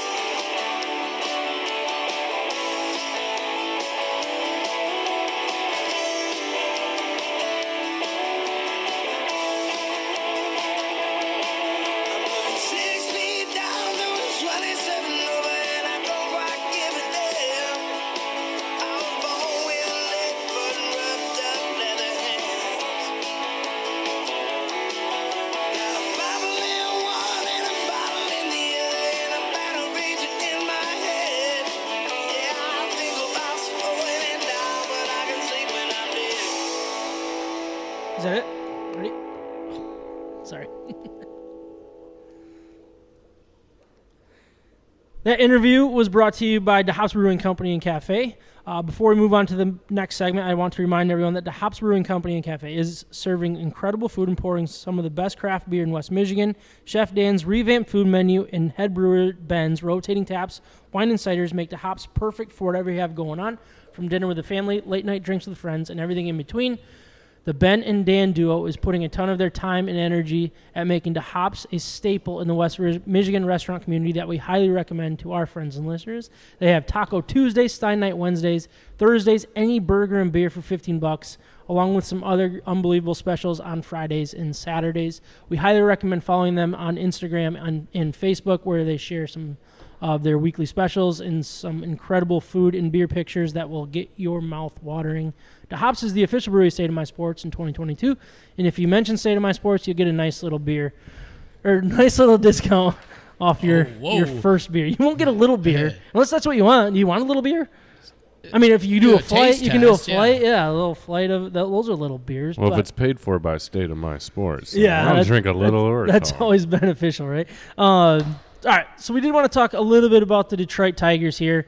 And if we have time, John, tell me if we're good with Lions or not, but we're going to stick to the Tigers to start. Tigers, here they are. They sit at 18-30. Coming into tonight, I don't know how tonight's going quite yet. I know they were up, I think, 4-0, so, I mean, that could be really good. But 2 more wins than the Royals and the Reds. But other than that, they are in third to last place. Before the loss earlier today, they have won 4 of 5. But even with those wins, the numbers are they're ugly. They're a bad baseball team, and that's what we're starting to figure out. They're last in runs scored with 134, 27 less than the Pittsburgh Pirates, 69 less than the 15th ranked Rays, on 133 runs scored less than the league-leading Dodgers at 267. They're last in home runs at 28, and last in RBIs at 129, which is 20 less than the second-to-last place Pittsburgh Pirates. It's just the mix of what we're seeing on the field, the lack of prospects, the lack of depth. I just look at this, and I've gone on this, but I just love getting Trav's opinion on what other stuff's going on. I just sit here and look at what we're seeing. What is ownership waiting for? Why are we in year 7 of Al Avila, and this is what we're dealing with? He even said himself on July 20th of 2021, we're not rebuilding anymore. All right, well then what in the world are we watching? Because we were kind of getting close to that point. There was like, oh, they're going to be just as bad or worse than they were last year at starting point. And then they weren't, because they won like 3 straight. And then they lost a bunch, so they were actually worse than what they started last year. And it's flat out unacceptable. And I know there's injuries. I know that there's issues and stuff, but you're in year 7 of this quote unquote rebuild, and this is what we're looking at. Trav, what are your thoughts on what we're seeing from today's Detroit Tigers? Honestly, it's like I'm sitting here when you're talking, it's like almost at a loss of words.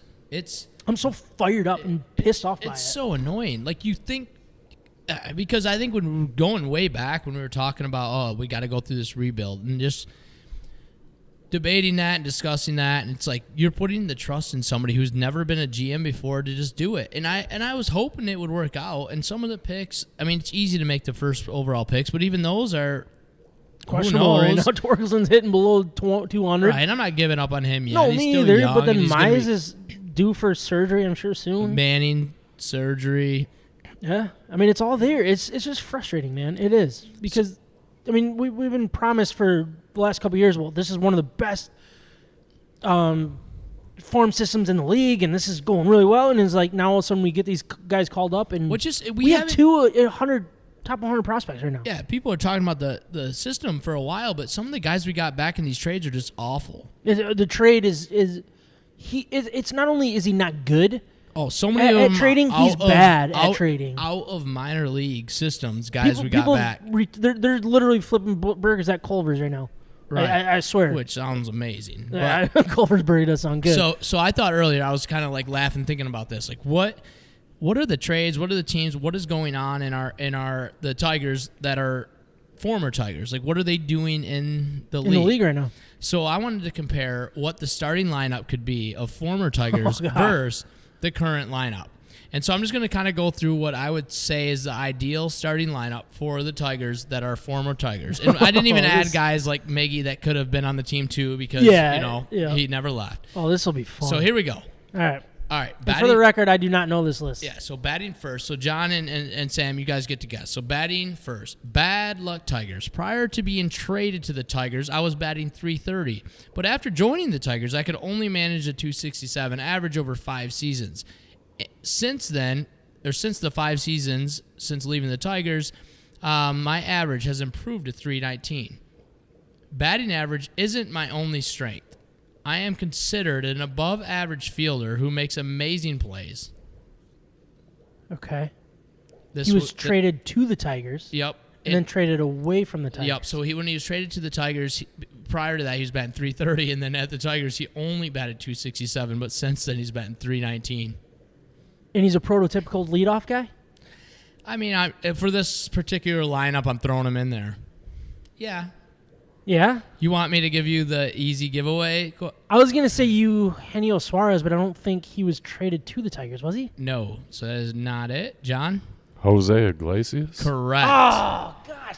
My last hint would have been I was the first to hug Miggy after his 3,000th hit. Well done, John. John picking up a Tiger. All right. So that one, all right. All right, so you got Jose Iglesias. Yep. And he's yeah. I mean, he's batting .319 since leaving the Tigers. And he's I a did stud not know defensively. that. Oh, he's still a stud. If it wasn't a league just littered with center infielders, he's a Gold Glover every year. Right. He was in Detroit. Right. Yeah, even batted at .267 with Detroit, he still is a Gold Glover. So, batting second for the Tigers, or the former Tiger team. Former Tigers. The main prospect in my trade was Dewal Lugo, who has since taken his talents to the Mexican League. So he was traded for Dewal Lugo? Yep. Justin Upton? Nope. Dang it. What? Castellanos? Nope. All right. I thought I was going to be good at this. Next clue, or you got it? All right. In 3.5 seasons with Detroit, I hit 99 home runs. I really thought I'd be much better at this. I'm pumped that you're not. All right. Is this guy still in the league?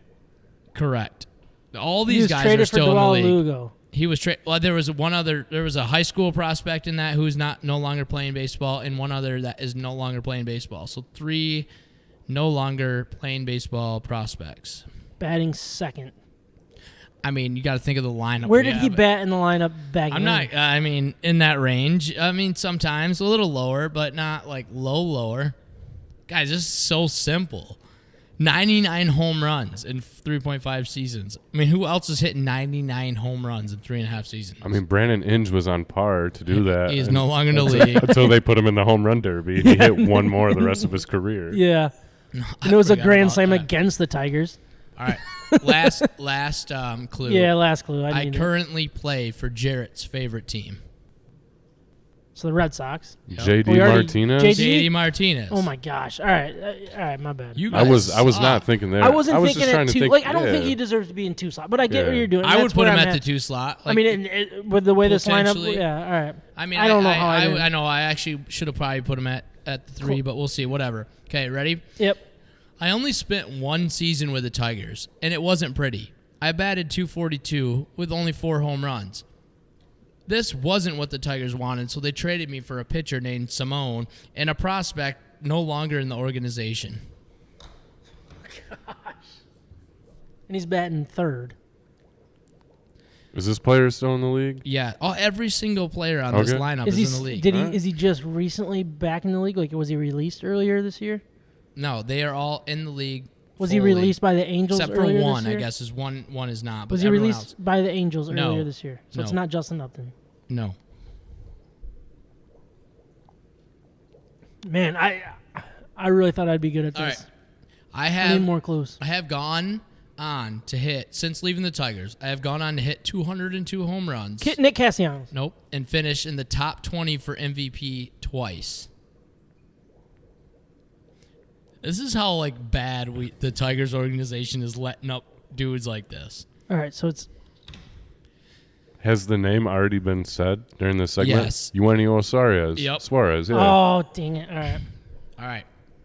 See, I would put him at 2 and then Martinez at 3. I saw that earlier. And after Otherwise, I'd be nailing this. That's yeah, just for the right. record. That's whatever. All right. This one's easy. I came through the Tigers system, but was eventually traded away to a contender. I averaged around 25 home runs a season and bat .278. That's the one that really bothers me. I loved Nick Castellanos. I thought he got a raw end of the deal in Detroit, and I knew he was going to be a stud when he left. Got a couple comments here real quick. Yep. Just firing them off as they're coming in. Carrie's late to the party, but she's drinking from Arbor Brewing Company, the Trail Light, brewed with crab and blackberry and hibiscus hops. Is it crab or cran? Cranberry? Crab? Probably cran. I don't know. And then both ways. the Blackmore family. Do you have some parlays going on with the Blackmore family right now? We do. I haven't looked at it. I saw my phone blowing up with text messages. I probably should be looking at hedges right now. Well, the Avalanche are up 7-4 against Edmonton. That's way over 7 goals. Yeah, so they're at Yeah, 11. They're at 11 at this point. Jeez, Pete. I tried talking them out of that one. I don't know. I think they ended up placing it, but all right. I hope so. Anyway, Nick Castellanos was number 4. All right. You were talking the Fifth. over or whatever. Number Should've 5. Over all day. Anyway, batting 5th, I actually only played 13 games for the Tigers. CJ Crone. Yep. Oh, dang. Before I Big fan of CJ Crone. Yeah, Dinger Tuesdays. Check this out. It's a bummer that I you couldn't. wanted. This is the one you've been wanting. No, it isn't. This is like my lead, but whatever. It's a bummer that I couldn't showcase my skills. I knew you would probably get it because like it's so simple. 13 games. Mm-hmm. My man's been batting .294 since. He hits a home run almost every Tuesday. I'll tell you that. Sure, but he's been batting .294 since leaving the Tigers. Yeah. Well, he's in Colorado. He wasn't an average dude. Yeah, but .294. Yeah. I mean. Well, he tore his ACL. Yeah, he had a bad start. 13 games, bad start, and then got a tore his ACL. I remember we were so excited about him because like I had him in fantasy the year before, and I'm like, oh my gosh, this dude's solid. Dude. Yeah, like, he's not great, but he's good. All right, that's insane. Yeah, I hit about 21 home. This is batting 6. 21 home runs a season. I have a career average of .267. My biggest flaw, though, is sleeping with my teammates' wives, which may have been the reason I was shipped out of Detroit to begin with. Garcia. Dang. Where is he now? He's now with the Marlins. He's been on a lot of teams, so I imagine this sleeping with. He slept around a bit. Probably slept with Derek Jeter's wife. That's probably why Derek Jeter sold. That's why he got out of baseball. He slept with Prince Fielder's wife. Like allegedly. Wow. Big move. Literally. Sale Garcia. That's good. That's good. All right, number 7. All right, batting 7th. I can play pretty much don't do it right away. Pretty much anywhere in the infield, but I'm still trying to find my bat. My career average is only .217 with essentially 0 power. I did find a little power, however, in my return to Detroit this season by cranking a home run. This season? Yep. Against the Tigers? Yes. You literally told me this. You texted me this laughing. Let me look at my text message thread. We also traded him this year. We traded him away this year. For Austin Meadows? Yeah, we traded him away for Austin Meadows. Oh, gosh. Yeah. Isaac Paredes. Yep. Yeah. Yeah. Of course, he comes back to hit a home run against us. 2 of them. Is it 2 in that? In the same 2 of his game. 3. Gosh, I wish I... Yeah, that's what threw you off. Isaac Paredes. All right, this one no one's getting, but we'll see. All right, maybe they will. In 2015, my first year of the Avila tenure, the Tigers drafted me 34th overall out of Tennessee. I really never panned out, though, and I was cut this past season. Thankfully, the Red Sox picked me up, and I'm trying to work my power back into the big leagues. So he is not in the big leagues currently, but AAA. Power from the plate or from the plate? From the mound? We're not to the pitching yet, which is... Oh. We're going to go through that fast because it's just... Oh. You said that the Tigers drafted him? 34th overall in 2015, which was technically right before so Dombrowski it's not left. Travis oh, my gosh. So he's an outfielder? Yep. Power. It was... So Daz Cameron... Nope. Is still on our roster, right? There's one that he let go. I put him in that same group of Daz Cameron and... Not as bad as Steven Moya, but... Not, yeah. Oh, my gosh. Matt Joyce? No. Younger. Well, he was good when the think. Tigers got rid of him, I'm too. thinking of guys that went out. Oh, my gosh. I know who it is. I do. We are this religion is the first word.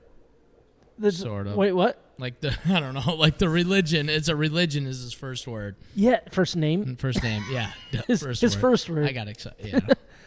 Oh my gosh! Like I'm drawing Christian Stewart. Oh my gosh! I knew that. Dang, Christian Stewart. What happened to that guy? He had a lot of hype when he came up too. Yeah, he did. You just couldn't.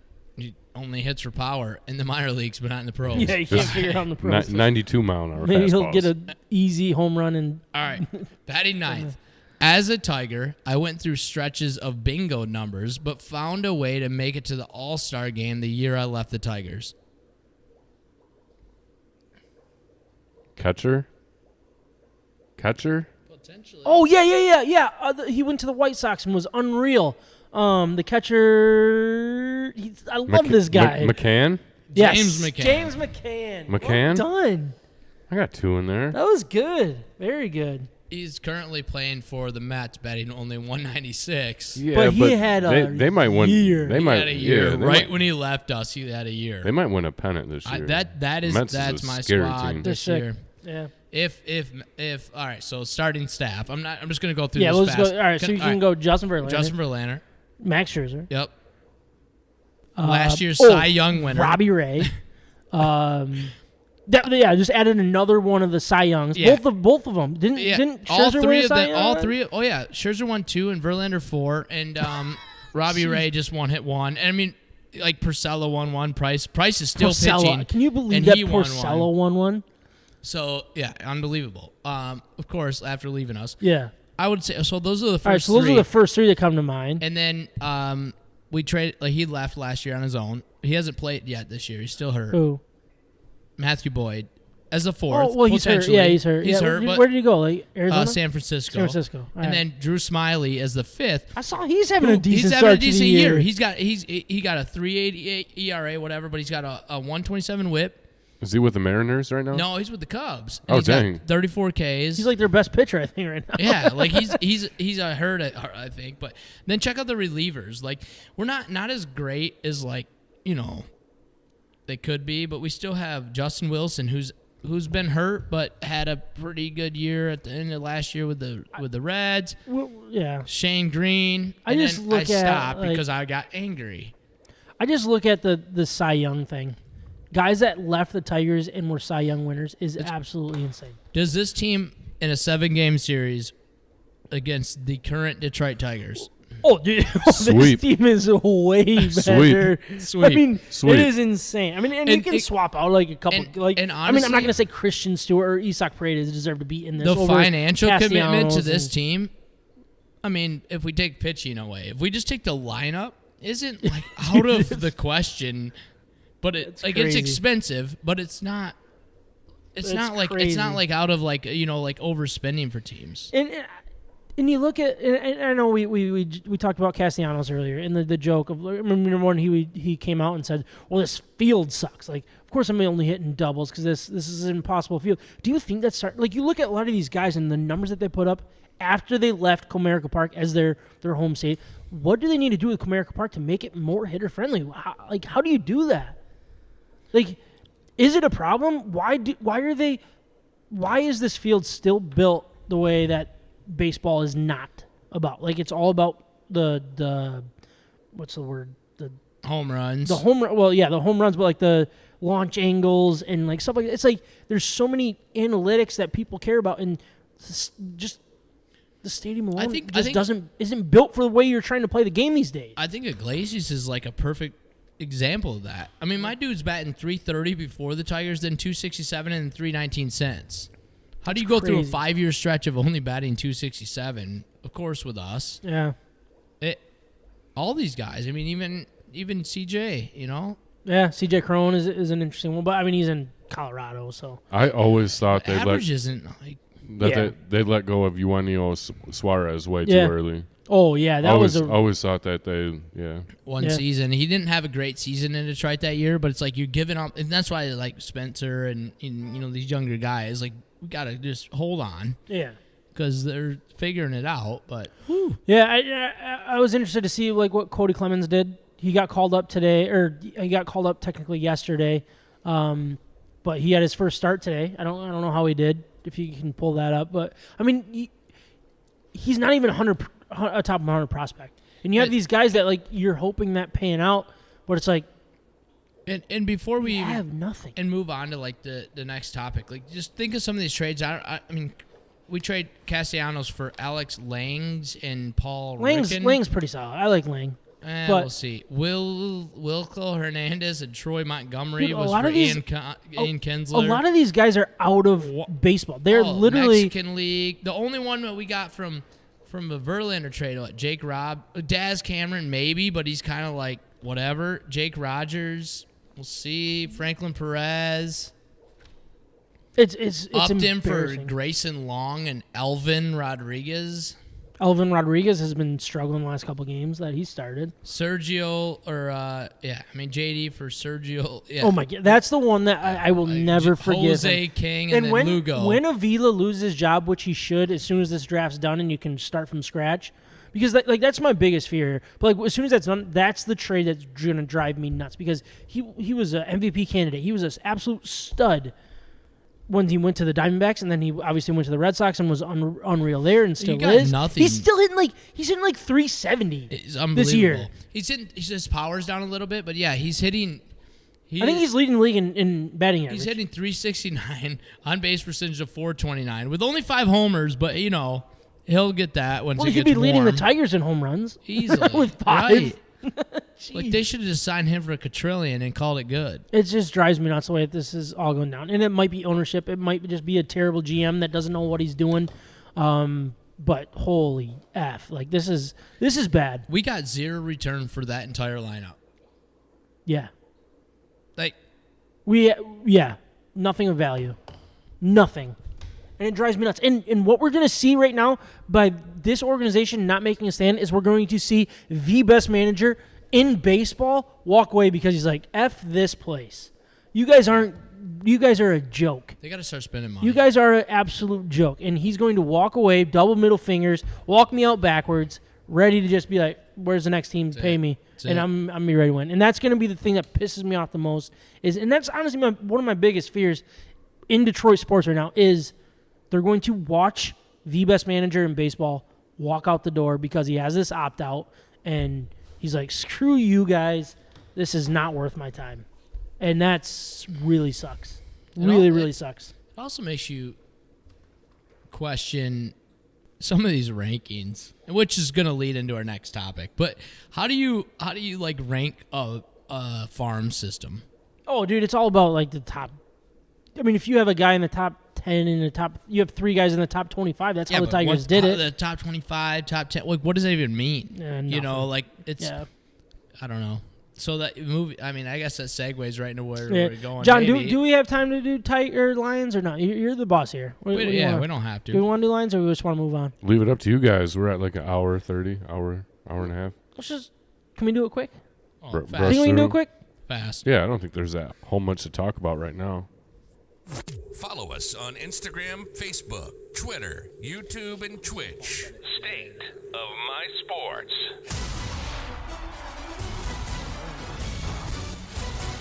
All right, we're going to talk some Detroit Lions, and a little bit about the national perspective of what we're dealing with here. And we're going to focus a little bit on Jared Goff.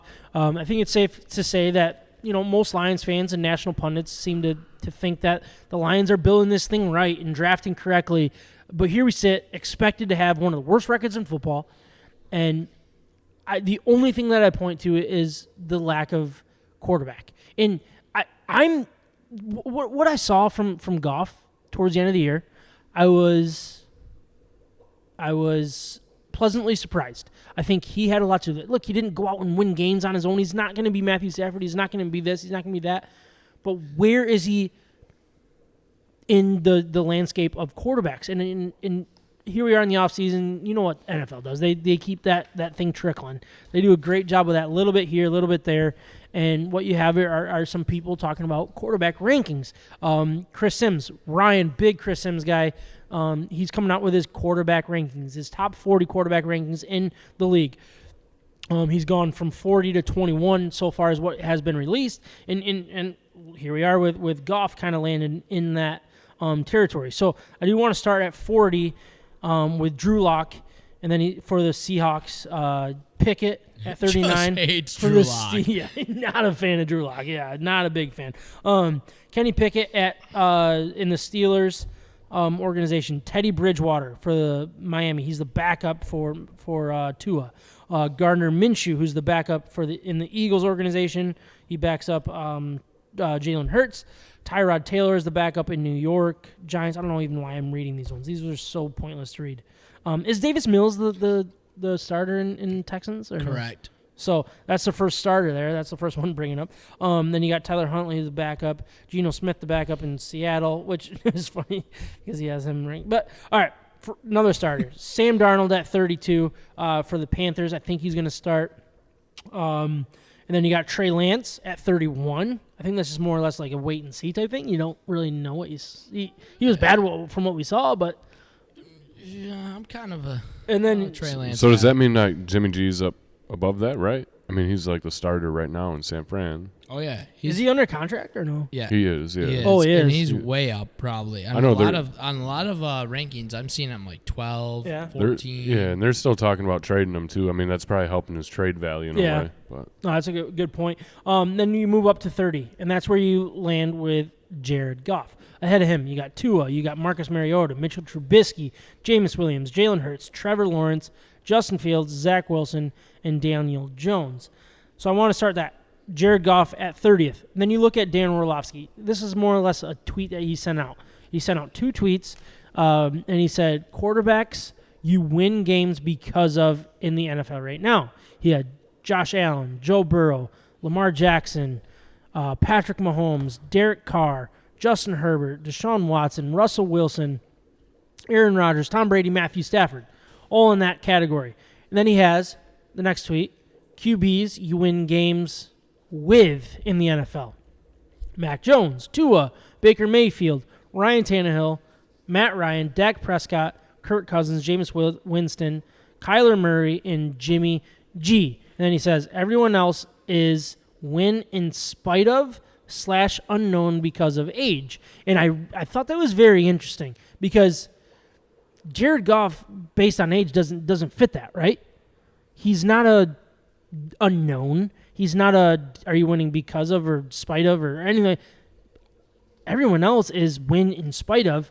And is Jared Goff as bad as these people make him out to be?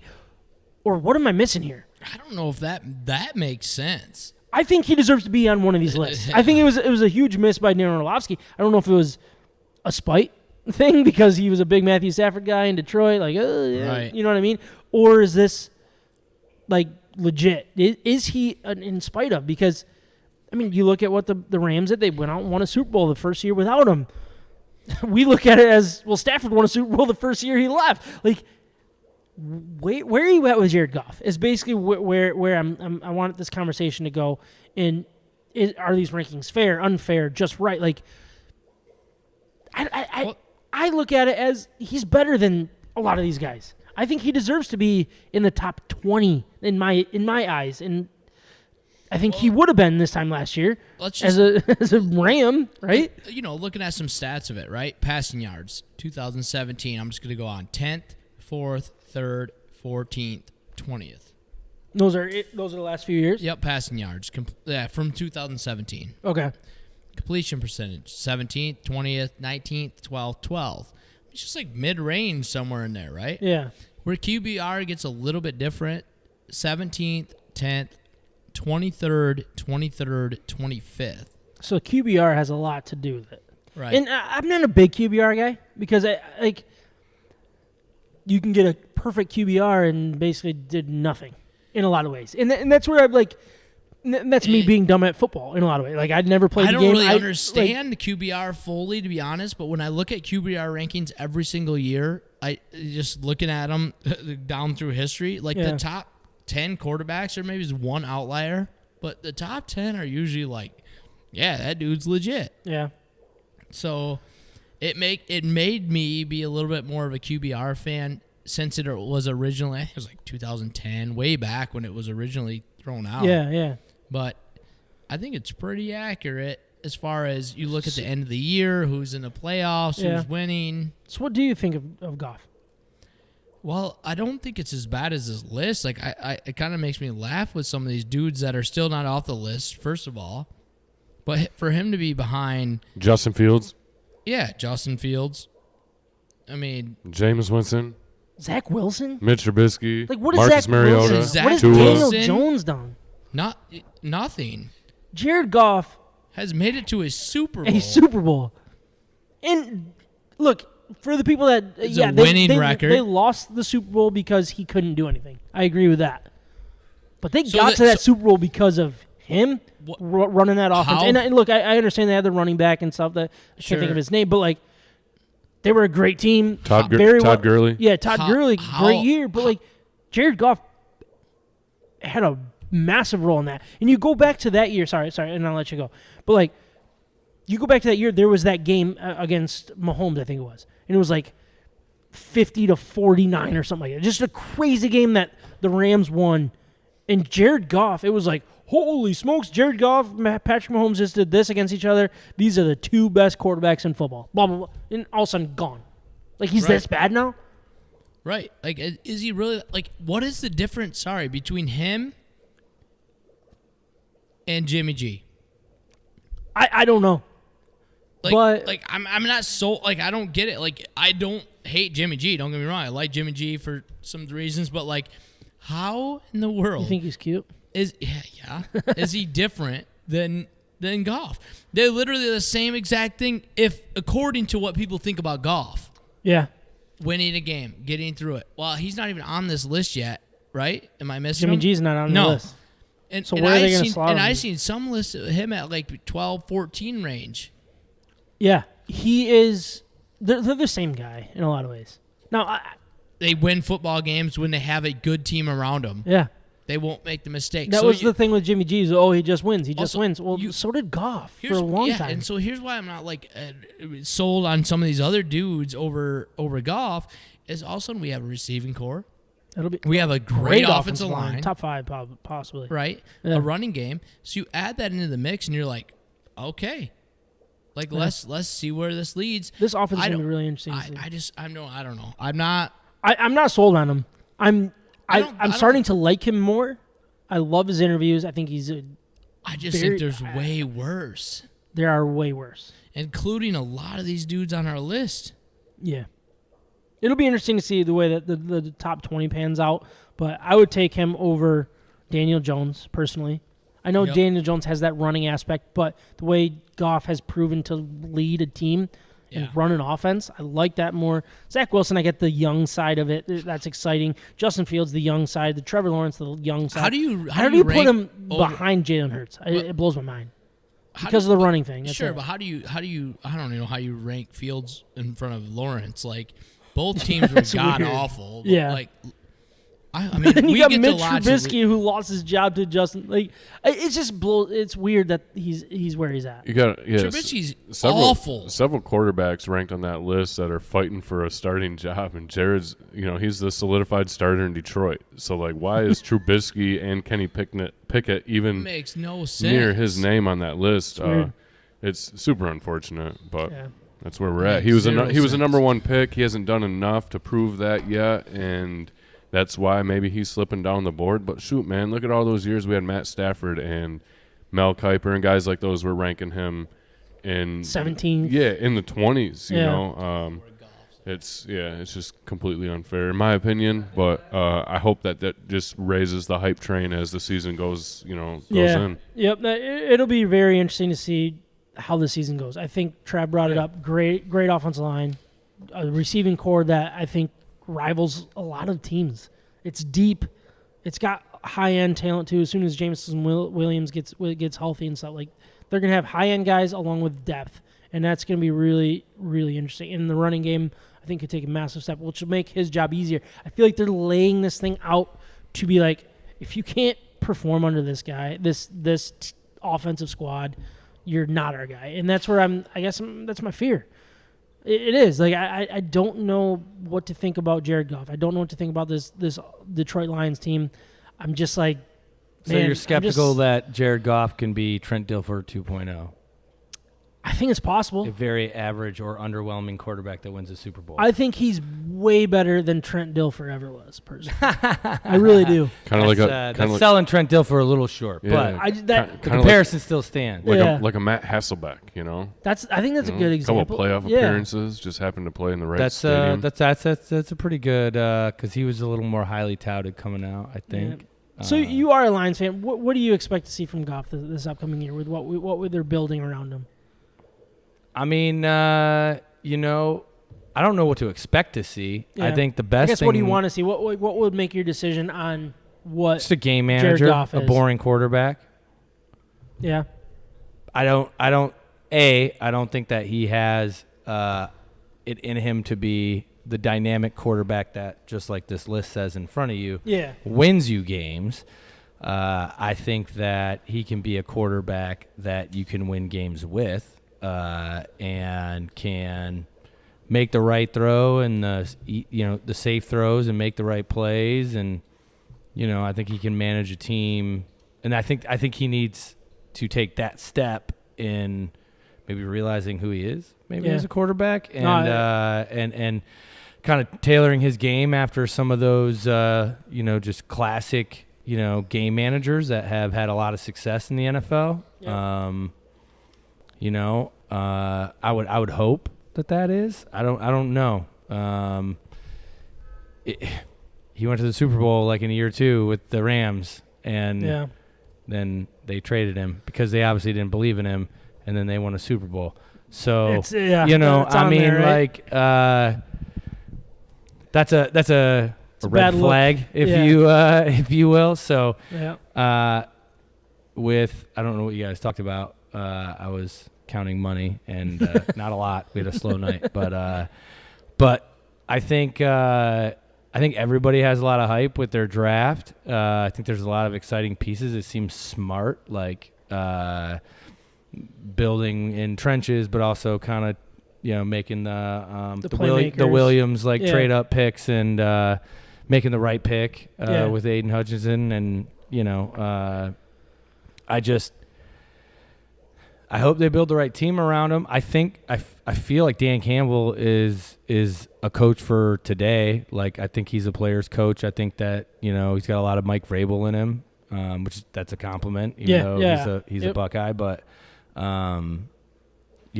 he got that Titans team to keep pushing in the post Jeff Fisher era, which is hard to follow a coach like that. But I do like what Campbell's doing. I hope that him and Brad Holmes are on the same page and want the same thing. Seems like it based on the draft. I mean. I would say so. They're setting it up to not be all in, but they're setting it up to be like, all right, show us. Show us a little bit.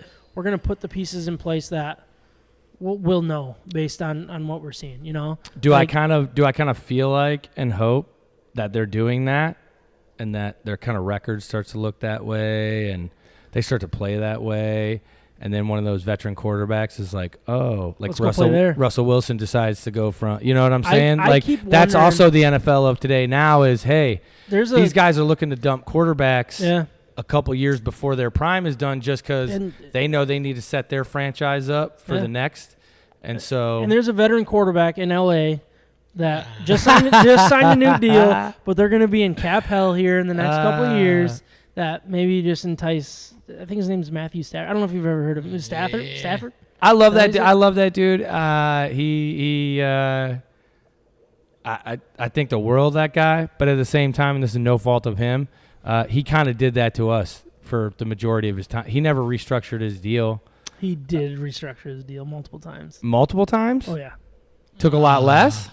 Not. He did restructure multiple times. But like. Enough? I don't think he was ever the problem. I mean, there were times No. He was never the problem. There were times that we had $25 million in cap space and we never spent it. I would bet he would tell you that hindsight says if I could do it over again, take less maybe. I would take less so they could put a team together like now what I know that I've seen. Yeah, I don't know. I can't speak for them, but I don't know. I would see more like Mahomes gets frustrated in Kansas City. You're already seeing, they're already arguing about shit. Yeah, that's true. He's already holding out. You just never know. And losing his offensive weapons, they traded Tyreek Hill, all that. Yeah, I mean, I don't know. I would just like see. That. I like that aspect. Build what you want and then make it attractive for somebody else to come instead of needing to. Oh, Bryce Young or C.J. Stroud. You know who else? Let's draft who else him did that? You know who else did that? The Rams. The Rams did that. They did. You're right. Make it attractive to other people, and then you bring in the missing piece. Yep. That's exactly what they did. If it's craft beer in Michigan sports, we may not be the authority, but we love both like a fat kid loves cake. This is State of My Sports. All right, so we're going to jump through the Betting Hero segment for the people that don't know yet. BettingHero.com. Promo code MIBETS. What you can do is you'll get the best promotions available in the sports betting world. You got FanDuel, you got MGM, Caesars, all of them are on there. Fox Bets. You sign up, bettinghero.com, promo code MIBETS. What they'll do is they'll lay out all of the best promotions available, basically. So if you're ready to sign up for a new betting site, go on that. They're going to say, here's the best promotion available, a free $1,000 bet. $50 match or $500 match, all that kind of good stuff for your first deposit. All of it's on there. You just got to sign up first. State of My Sports, bettinghero.com.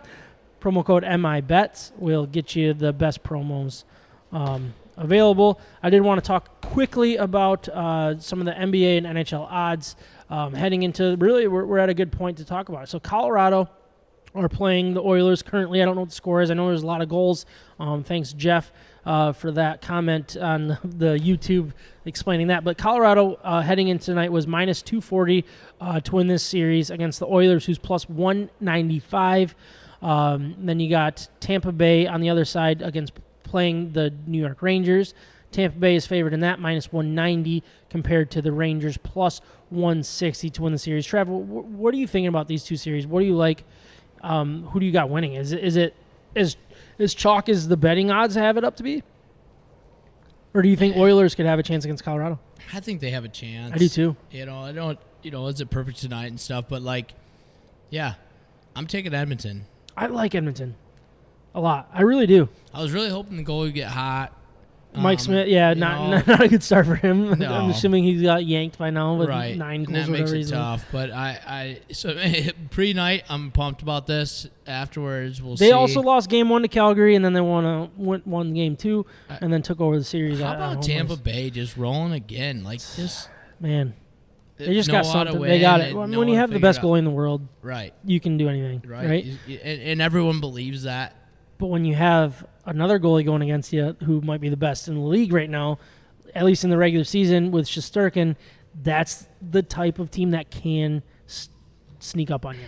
It is. When things aren't going right, power play's not going right, blah, blah, blah, that's when Shesterkin can steal a series. It's just still kind of bummed that Carolina didn't make it through. So I'm just kind of I agree with what you're saying. I'm 100% on Tampa Bay. I think this is Tampa Bay's Stanley Cup to lose at this point. I really do. Yeah. Right now they have for the Stanley Cup odds, Avs as the favorite at plus 120, Tampa Bay plus 210, Oilers plus 550, and Rangers plus 600. Again, this was before going into tonight's episode.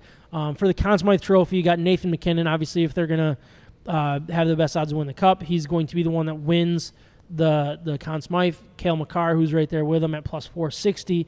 And then you got the Oilers. They have the next guy, Connor McDavid, at plus 650. If the Oilers sneak in, there's no question he's going to get. I also like Leon Draisaitl. I think he's really good. But the league wants McDavid to do it, and you can't take that from him. Draisaitl might have had a better series, underrated series of the way he dominated that series against Calgary. Then you got Vasilevsky leading the way if Tampa Bay happens to win at plus 750 with Kucherov at plus 800 slightly after that. But I don't know. Do you have any thoughts on who you'd put money on for the Conn Smythe? Like I said, I'm going Oilers and Oilers McDavid. McDavid, right? It makes sense. It makes sense. Jumping over to the NBA, John, if you're ready, Jeremy too, if you guys have any thoughts on this, you got the Warriors against the Celtics. Warriors are minus 155 with the Celtics plus 130. I really think the Celtics. So wait, the Celtics got the line on that? The Celtics are the underdog on this, plus 130. Where the Warriors are minus 155. Gotcha. So not a betting thing. It's not. You're not a betting guy? No, but okay. I got it though. But I think the Celtics are built to beat them. Now, it'd be stupid. Like it would be moronic to walk in here tonight and be like, Celtics can win this series, and this is why. Like I don't like. You can't go against the Warriors the way they're playing, the way they're shooting. But it seems like if a team's going to do it, it's going to be the Celtics. The way they play defense, the way that they can punch back. I don't know. What do you guys think about this heading into the NBA final? They're the Warriors, and I feel like kind of been a hiatus for the last little sec here. Yeah. Just with some things that were going on. And I think it's going to be really hard to beat them. Yeah. Those guys know how to win a ship. They've been there. A lot of it, their core.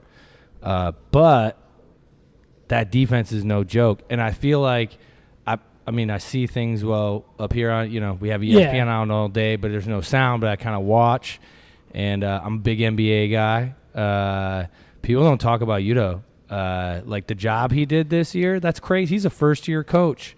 Came into a storied franchise that expects to win championships and is in the champ. That's not easy to do, man. Yeah. And he's done that. He was really the whole fan base was kind of skeptical of him the first quarter of the season. But Robert Williams, dude, Time Lord is his nickname in the NBA. If you guys don't know that, it's a funny kind of joke from Time Lord. Look it up. That's Robert Williams. That dude took a leap this year. He is quintessential rim protector, lob guy. And then I think they also kind of, as a team, this was on JJ Redick's podcast the other day, so I won't steal it, but they kind of understand that Jason Tatum is their alpha, and Jaylen Brown is kind of their Pippen. And I think that is what changed the dynamic of that team this year, along with Udo and the leap, and then their defense. And, man, Marcus Smart is one of those dudes you just win a championship with. I don't know, man. This is going to be a fun series, man. This is I'd probably take the Warriors, though, honestly. Yeah, it's smart, right? I would, but I just feel like Boston has, the guards to match up against now with Golden State. Something Golden State hasn't seen yet in the playoffs. With defensive guards, dude. Yeah, you got Marcus Smart and Derek White. Derek White is a stud defender that they can bring off and lock somebody up right along with Smart. They can go a backcourt of Derek White and Marcus Smart. That's if you got defense and you have size on your opponent, that burns their legs and their fouls. And I don't know, Golden State is kind of deep, but I don't know. I'm pulling for Boston. I'm only doing that because I picked the Dallas Mavericks early, and I wanted Luka to go on a run, and I was hoping. That was like wishing every first run LeBron Cavs team was going to do it. Right. There was just not enough around him. Yep. And that's where Luka's at right now. Yep. I just hate both these teams. I hate Celtics to my bones because I hate everything Boston pretty much. And then I hate the Warriors because I'm not a big fan of Steph Curry and just that. I really, do like Klay Thompson. Wait, whoa. Hang on, I'm not trying to extend your podcast here. Yeah. But hey, you're the one that locks up the door. So if you want to extend it, that's up to you. No, but I don't hear people that are huge Steph haters. All right, and so I'm very curious to understand. I understand hating some I hate Steph Curry because I think he's kind of done a complete 180 of who he is as a person since he became very popular. He came into the league humble. He came into the league hey, this is who I am. I'm a religious guy. Oh yeah, he did. He came in very. Came from Davidson. Very he had a chip on his shoulder. He had a chip on his shoulder, but he was very humble though too. But I feel like that gets that gets misconcepted as humble because you can't be cocky. Because people are already doubting you, so you got to kind of shut your mouth and show them. Well, it's also religion. He talked a lot about God and his beliefs and stuff early on in his career, and that's long gone now. Ever since he won his first championship and MVP, blah blah blah. He doesn't talk about that. He's completely done a 180 of what he thinks is important in this world. I've changed a lot of my views on that from the point I was 22, 23 till the point I'm 38 now. Yeah, so but I feel as soon as you get into the limelight, like for someone to see somebody do that 180 in front of you, that's where I'm gonna lose a little respect for you personally. I mean, he didn't do it right in front of you, Sam. He had millions and millions of He dollars. That dude looked me right in the eyes and said, "I'm gonna do this because I don't like you, Sam." So it's kind of like LeBron, right? Like he gets a lot of hate, and rightfully so, just because he's kind of a polarizing figure. Yeah. But dude's never had any issues off the court, and neither has Steph. Like, and for two dudes carrying a mantle like that, winning MVPs and championships, like that'd be a challenge. And changing the game. Steph Curry revolutionized the game. Yeah. Like kids that are 5'10" now, like they got hope. Yeah, like Trey. You're good. Trae Young doesn't happen without Steph Curry, and Absolutely. You're seeing that. That's the crazy thing is like he's it. playing these dudes now. That had he not come in and did what he did, like those dudes probably wouldn't be in the league. It's like a Tiger. It's crazy. It's Tiger. He had it at that young. Like the younger kids think they still have a chance. Yeah, I hope my kids don't watch them because they ain't gonna be even 5'10". Because like I couldn't watch Michael Jordan when I was like 12 and like be like, yeah, I got a chance because I was never gonna be 6'6" and like ungodly athletic. It wasn't in the cards. Right. But I watch a dude that like just works on his game relentlessly and shoots. He puts in the 10,000 hours, and then you see that, then you go, oh, okay, yeah. If I do that, then I got like I think that's really cool, man. Like what he did for the game. I just think I think he had a platform that he was focused on, and then he lost that focus. Personally. I think he's the son of an NBA player, and he had bigger shoes to fill.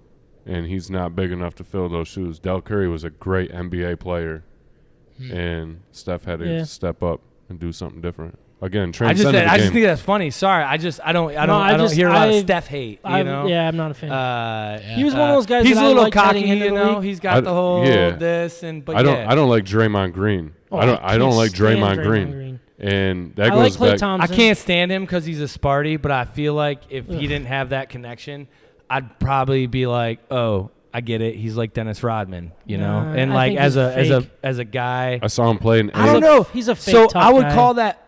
call that fake. No, he's tough. If he only did guy. it for like a very short, like I think he's legit in like what he is. Like you have every reason to hate him because of that. I watched him play in AAU tournaments growing up, and he was like the overweight kid that just would not stop talking in your ear. And like he wasn't better than you, he wasn't more athletic than you, but he just got in your ear and like took over the game. And he knew how to play the game. And now here he is. He's a point guard, and he's 6'7", and again eats a lot of Krispy Kremes. It looks like I don't know. He's that kind of guy. I don't like him. I don't like that combination. But I'm not going to discredit Steph Curry ever. Follow us on Instagram, Facebook, Twitter, YouTube, we go and on Twitch. and on about the NBA. I could see him talk all day about the NBA. I love basketball. Sam's not good at the basketball thing. I'm dumb at the basketball. That's what I like to say. I'm dumb at the basketball. It's my wheelhouse. All right, this is when we get into our beer grades for the night. And we got Jeremy back on, obviously. Ayo. We talked a little bit about what we drank. I started out with Cooler If You Did, which is a 5% New England IPA. Very good beer. Thank you. I think it was just a little lighter than I was expecting, I think. But, I mean, for what it was supposed to be, nailed it right on the board. I'm going to go with like a 7.9 personally. We got some ideas to make that hop a little more punchy. Yeah, a little more bitterness maybe. Is that what it is? Bitterness, or just you're hoppy? just trying to drive a little more of those kind of back-end hops. Okay. All right. I like that. But then the two dudes named after my cousin's your cousin and your dad? Yeah, but not two flip-flop guys or for a two band. Dudes in a flip-flop. Let's not go around saying we named two dudes after my cousin and my dad. That might get a little bit but they'll be here on Thursday doing a live band. Have you guys done live bands? Oh yeah, we do live bands all the time. Do you? Okay. So two dudes in flip-flops.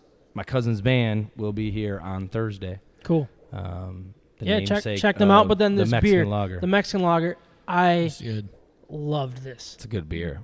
Big fan. I think Kyle would have loved this one if he was here tonight. Hot summer day. That thing. Oh my gosh! Just keep them rolling. Yeah. Two dudes all day. How much would a keg of that be? Because I want to get that in my kegerator for the summer because that's insane. I'm gonna give that an 8.4 personally. Good deal. Trav, you drank another Maine's Treasure. Yep. But before that, you were drinking the Hefeweizen, right? Yeah, What'd you think of the which Hefeweizen? I like it. What was the name of that one? Really, El Hefeweizen. Yeah. Can I say something about it right here real quick? So Yeah. obviously we've been open. I'm here a lot. Yeah. I'm here a good majority. Homeboy posts up for hours at a time. Yeah. And you you kind of steady drink all the way through, which hey man, that's impressive. I like it. So I feel like he's pretty well versed in our tap list. right, Yeah. I am. I just get my work done and drink their beer. I like it. It's good. I like it. I appreciate it. It's I'd fun. rather do that than do it at home. Kids tackling me. So Is this Plug a- in, just it's getting the zone. and So you're Trisha's doing watching. your thing. She goes, "That's where he is." Yeah, right. He's working though. Hey, shout out. He's Yeah. working. Are you- I come up and he's working. Yeah, you I'm know, not going to It Big ain't- B. Yeah, he ain't. He's not here. Like we're not talking hours about this. He's doing his thing. Well, I you- don't want to are get you- it misconstrued. Are you grading papers or are you doing hockey film, A Trav? little bit of both. kind of- Grading what- papers what kind- mostly. I've come Yeah. up and asked him, "Yo, hey, what's up, man? What are you doing?" He's like, "Oh man, I'm grading like a ton of papers." Got a couple Sharpies, a couple highlighters out. Right. Yeah. Like, Okay. Now it's online. This is terrible. This Got my this is computer great. up here. This is like 6 beers in. Like, Yeah. oh, this is Yeah, the more the beers go in, Yeah. it's good. The No. funny thing about teachers when you get older, like they were always the craziest people in college, and then like they became teachers. Huh, and I that's remember funny. thinking about that, being like in college, being like, that dude is great. Well, what's he in? And it's like early childhood development. It's like, what the fuck? Like, Oh. and then like 10 years later, you see him on Facebook, and they're an elementary teacher, and you're like, Oh, I watched that dude do like 2 fireball shots on fire, Yeah. and then do a keg stand for 30 seconds, Yeah. and he acted like nothing And ever then, happened. and then they pretend they're like Well, we right, have they're to, like 'cause- ready to go, and then all of a sudden, like when they get tenured and stuff, they're like, in fact, we're going back to it. God bless Going teachers. back to the God bless drinking. teachers. For You guys sure. are awesome. We got to drink through it. Yeah. So, All right. So Hefeweizen, what would you think? What would you give it? that I one? tell you what, because those I go through streaks with those, and Yeah. they're hit or miss. Sometimes I get one somewhere, and I'm like, ooh, I don't know. But I've had this one a few times, and I like it. I'm gonna go 7.5. 7.5. Yep. And then you were also drinking another Man's Treasure. What do you think of that one? Well, this is gonna be a skewed. I would rank it so high because of like that's exactly what I was crazy for. Yeah, So I don't yeah. know, but 8. It's 8? gonna be 8. 8. But 8. Just an 8. just an 8. Just an 8. Like no point or anything. Maybe an 8. 2. I don't know. I Someone like hanging it. on 8. 8's a I good like score. it. Yeah. Like I liked 8. it a lot. I might do another one. I mean, I like it. It was good. I'm gonna go 8-1. Yeah. Well, I like just it. Get out of the 8. John, what were you drinking again? Honestly, I'd I know probably that let Hand one. know. squeezed all night. Hand squeeze. Hand squeeze. He did not deviate. No, No. number one beer since day one. Day one was 420. I'll multiply that score by 2 and give it an 8.4. There we go. 8.4. I love the way your mind Let's thinks. go. I really do love the way your mind thinks. I like it. Great beer. Great episode. Thank you very much. Really Thank appreciate you you for guys. having This us is fun. on. Yeah, I love this I don't place. do this stuff all the time. Yeah. Yeah, you Well, guys well, gotta cool, get you out. know? You guys gotta get out here. This place is awesome. yeah, we're going to have to do it again here soon, but that was episode 159. Thank you guys for listening. Thank you guys for watching, everybody live. Thank you guys for recording tonight. Really appreciate it. We'll talk to you next week, if not sooner. You've been listening to State of My Sports. From the Red Wings to the Lions, to the Tigers to the Pistons, to Michigan and Michigan State, and everything in between, we're talking about it. And don't forget the beer.